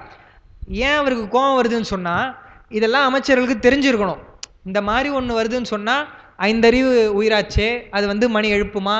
அப்போ இது ஏதோ அறிவு விளக்கம் பெற்ற பசுன்னு சொன்னால் அறிவு எப்படி வரும்? இப்போ அது ஒரு கேள்வி இருக்கு இல்லையா? நல்ல ஒரு பசுவாக இருக்கும் போதே இவ்வளோ அறிவு அதுக்கு விளக்கம் பெற்றிருக்குன்னு சொன்னால், அப்போ அதனுடைய நல்வினை தானே, தவம் செய்ததுனால தானே அப்படி இருக்குது. அது இல்லாமல் இன்னொரு காரணம் சொல்ல போகிறார் இந்த பாட்டில். அப்படி இருக்குன்னு சொன்னால் அதை நீங்கள் ரொம்ப நுட்பமாகவும் சிறப்பாகவும் பார்க்கணும். பொதுவாக சும்மா இப்படி தான் இருக்குது, தொன்முறை இருக்குது, மரபாக இருக்குன்னு சொன்னால் என்ன சொல்லிட்டுன்னு தான் அவருக்கு அவ்வளோ கோவம் வருது மன்னனுக்குன்னு பார்க்குறோம். அதுதான் சொல்கிறார். எப்பா, இந்த திருவாரூருக்கே அது அங்கே இருக்கக்கூடிய பெருமான் எப்படிப்பட்ட பெருமான்னு சொன்னால், போற்றி இசைத்து, சாதாரண நாட்கள் இல்லை, புரந்தரன், இந்திரன், மால், அயன், இவங்க எல்லாம் புகழ்ந்து இறைஞ்ச பெருமானை புகழ்ந்து புகழ்ந்து பாடுறாங்களாம். எதுக்கு புகழ்றாங்கன்னு நமக்கு தெரியும். வாழ்த்துவதும் வானவர்கள் தாம் வாழ்வான், மனம் நின்பால் தாழ்த்துவதும் தம்மை எல்லாம் தொழ வேண்டின்னு சொல்லிட்டார். ஒன்று அவங்க நல்லா இருக்கணும், இன்னொன்று மற்றவங்களாம் நம்மளை வணங்கணும் என்பதற்காக தான் ரொம்ப புகழ்ந்து புகழ்ந்து வணங்குவாங்க. வணங்கி தியாகேஷா எனக்கு அடுத்த பிறவியே வேணான்னு சொல்லி கேட்க மாட்டாங்க. அப்படி கேட்டிருந்தா அவங்க அடியவர்கள் ஆகிட்டு இருப்பாங்க இல்லையா? அதுதான் ஏதோ ஒன்று வராங்க இல்லையா, பெரிய பெரிய ஆளுங்களாம் வராங்கப்பா. அப்படிப்பட்ட வீட்டிருந்த பெருமானார் மேவி உரை திருவாரூர். திருவாரூர் தோற்றமுடை உயிர் கொன்றதனால், திருவாரூர் தோற்றமுடைய உயிர் அது எதுன்னு சொன்னால் அந்த இளங்கன்று. அதனை கொன்றான் ஆதலினால் துணி பொருள்தான் ஆற்றவும் மற்றவர் கொள்ளும் அதுவேயாம் என நினைமில். என்னன்னு சொன்னால், இதுக்கப்புறம் நீங்கள் சொல்ல வேண்டிய பதிலே இல்லை. திருவாரூர் தோற்றமுடைய உயிர் கொன்றான்னு சொன்னால் அவனை கொன்றான்னா இவர் தான் சொல்கிறார். அவங்க சொல்லது கூட இறந்ததாகன்னு சொன்னாங்க, இடை புகுந்ததுன்னு சொன்னாங்க. அதெல்லாம் இல்லை, கொன்றான். திருவாரூர் தோற்றமுடைய உயிர் எப்படியோ போயிடுச்சு இல்லையா? அதனால் இதற்கு பரிகாரம்னு சொன்னால் அவனையும் கொன்றுடணும், அதுதான் முறை என்பதற்காக சொல்கிறார். விளக்கம் தான் அது எழுதியிருக்கோம். ஏன் திருவாரூர் அவ்வளோ சிறப்பாக சொல்கிறாங்கன்னு சொன்னால், முதல் விஷயம் அவர் சொன்ன மாதிரி ஆன தொல்நகர் என்று இங்கே எப்படி காஞ்சிபுரத்தை சொன்னாங்களோ அது மாதிரி திருவாரூர் தான் மிக தொன்மையானது.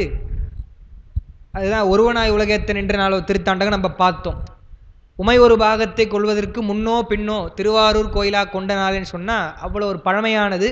பெருமானும் விரும்பி அங்கே இருக்கிறாருன்னு சொல்கிறதுனால தான் அமரர் நாடு ஆளாதே ஆரூராண்ட ஐராவணமே என் அம்மானேன்னு அப்பரடிகள் பாடுகிறார். அப்படிப்பட்ட சிறப்புடைய திருவாரூரில் இருக்கக்கூடிய பெருமான் அங்கே தோற்றமுடைய உயிர்னு ஏன் சொல்கிறாரு சொன்னால், முக்தியில் சொல்லும் பொழுது திருவாரூர் பிறக்க முக்தி, காஞ்சிபுரம் வசிக்க முக்தி, திருவண்ணாமலை நினைக்க முக்தி, தில்லை தரிசிக்க முக்தின்னு சொல்லுவாங்க.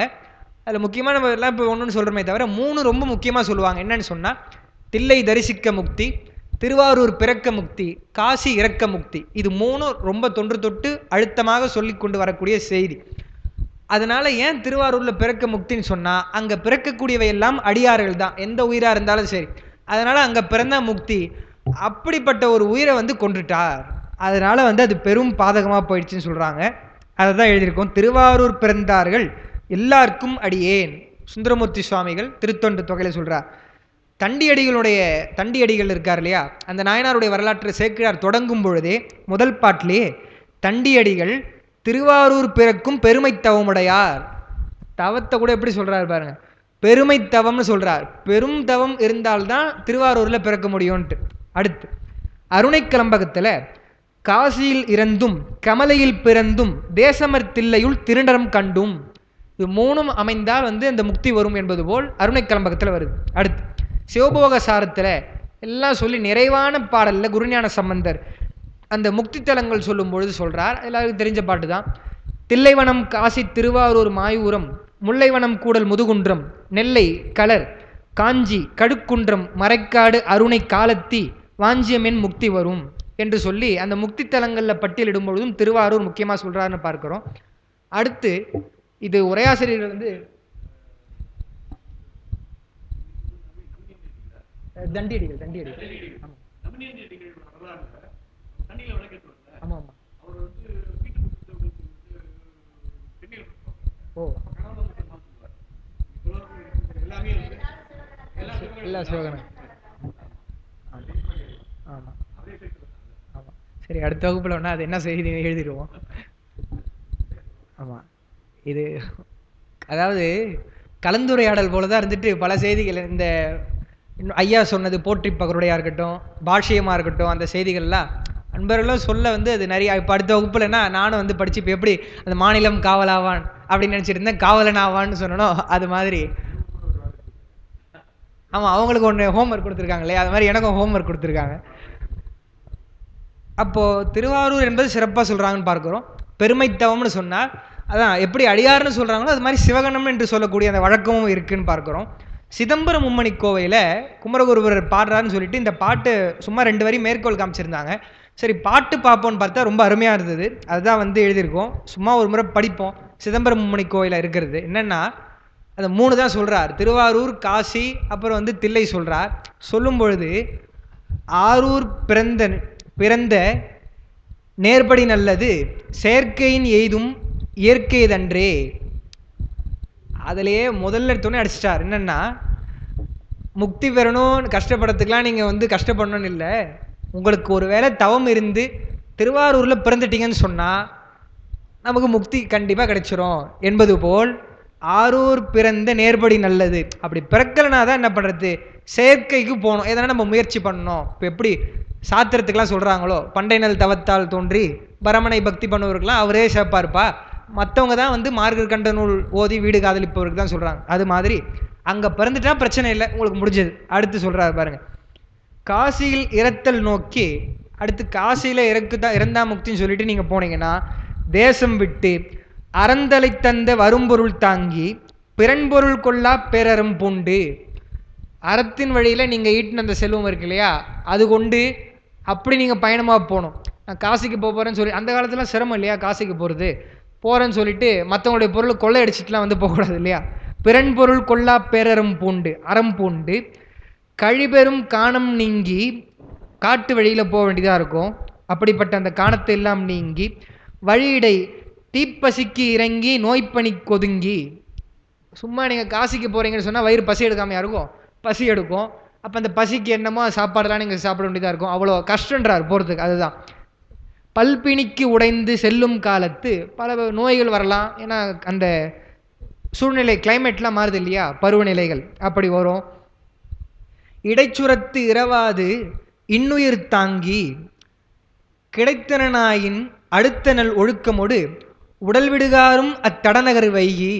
சரி, அப்படி நீங்கள் சிரமப்பட்டு காசிக்கு போயிட்டீங்க கூட வச்சுங்க, போயிட்டு இறப்பு வர வரைக்கும் என்ன பண்ணணும், அந்த குளிர் பிரதேசமாக இருக்கக்கூடிய அந்த இடத்துல நீங்கள் வந்து இருக்க வேண்டியதாக இருக்கும்.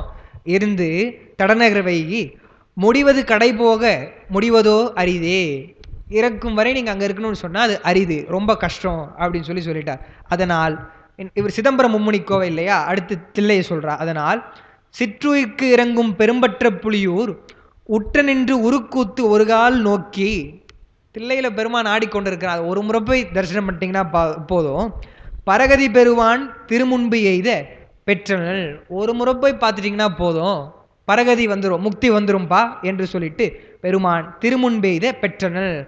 நான் இப்போ ஏதோ ஒரு தவத்தினால அங்கே வந்துட்டேன், பெற்றனன் எளியனேன் அவர் சொல்லிக்கிறார் குமரகுருபரரை. பெற்றனன், ஆனால் எனக்கு வந்து பற்று இல்லாமல் இருக்கான்னு சொன்னால் இல்லை, பற்று ரொம்ப இருக்குது, உலகியல் பற்றுலாம் எனக்கு இருக்குது. பற்றிலன் ஆயினும் அன்பிலை கொடியை என்று அருளாய் அல்லை. என்னன்னா பெருமான் மேலே பற்று இல்லை, உலகியல் பற்று இருக்குது. உன் மேலே அன்பு இருக்கான்னு சொன்னால் அன்பு இல்லை. இப்போ எது இருக்கணும்? உலகியல் பற்று வந்து இல்லாமல் இருக்கணும், பெருமாள் இடத்துல அன்பு இருக்கணும். ஆனால் அப்படி இல்லாமல் இருக்குது. ஆனால் நீங்கள் என்ன பண்ணீங்க? உனக்கு தான் அன்பு இல்லைல்லப்பா, போப்பா அப்படின்னு சொல்லிடல. அப்படி சொல்லாமல் அருளா இல்லை நின்பதம் வழங்குதி நிமல என் தனக்கே. அதுக்கு என்ன ஓமை சொல்றாரு பாருங்க, அதுதான் ரொம்ப அருமையா இருந்தது.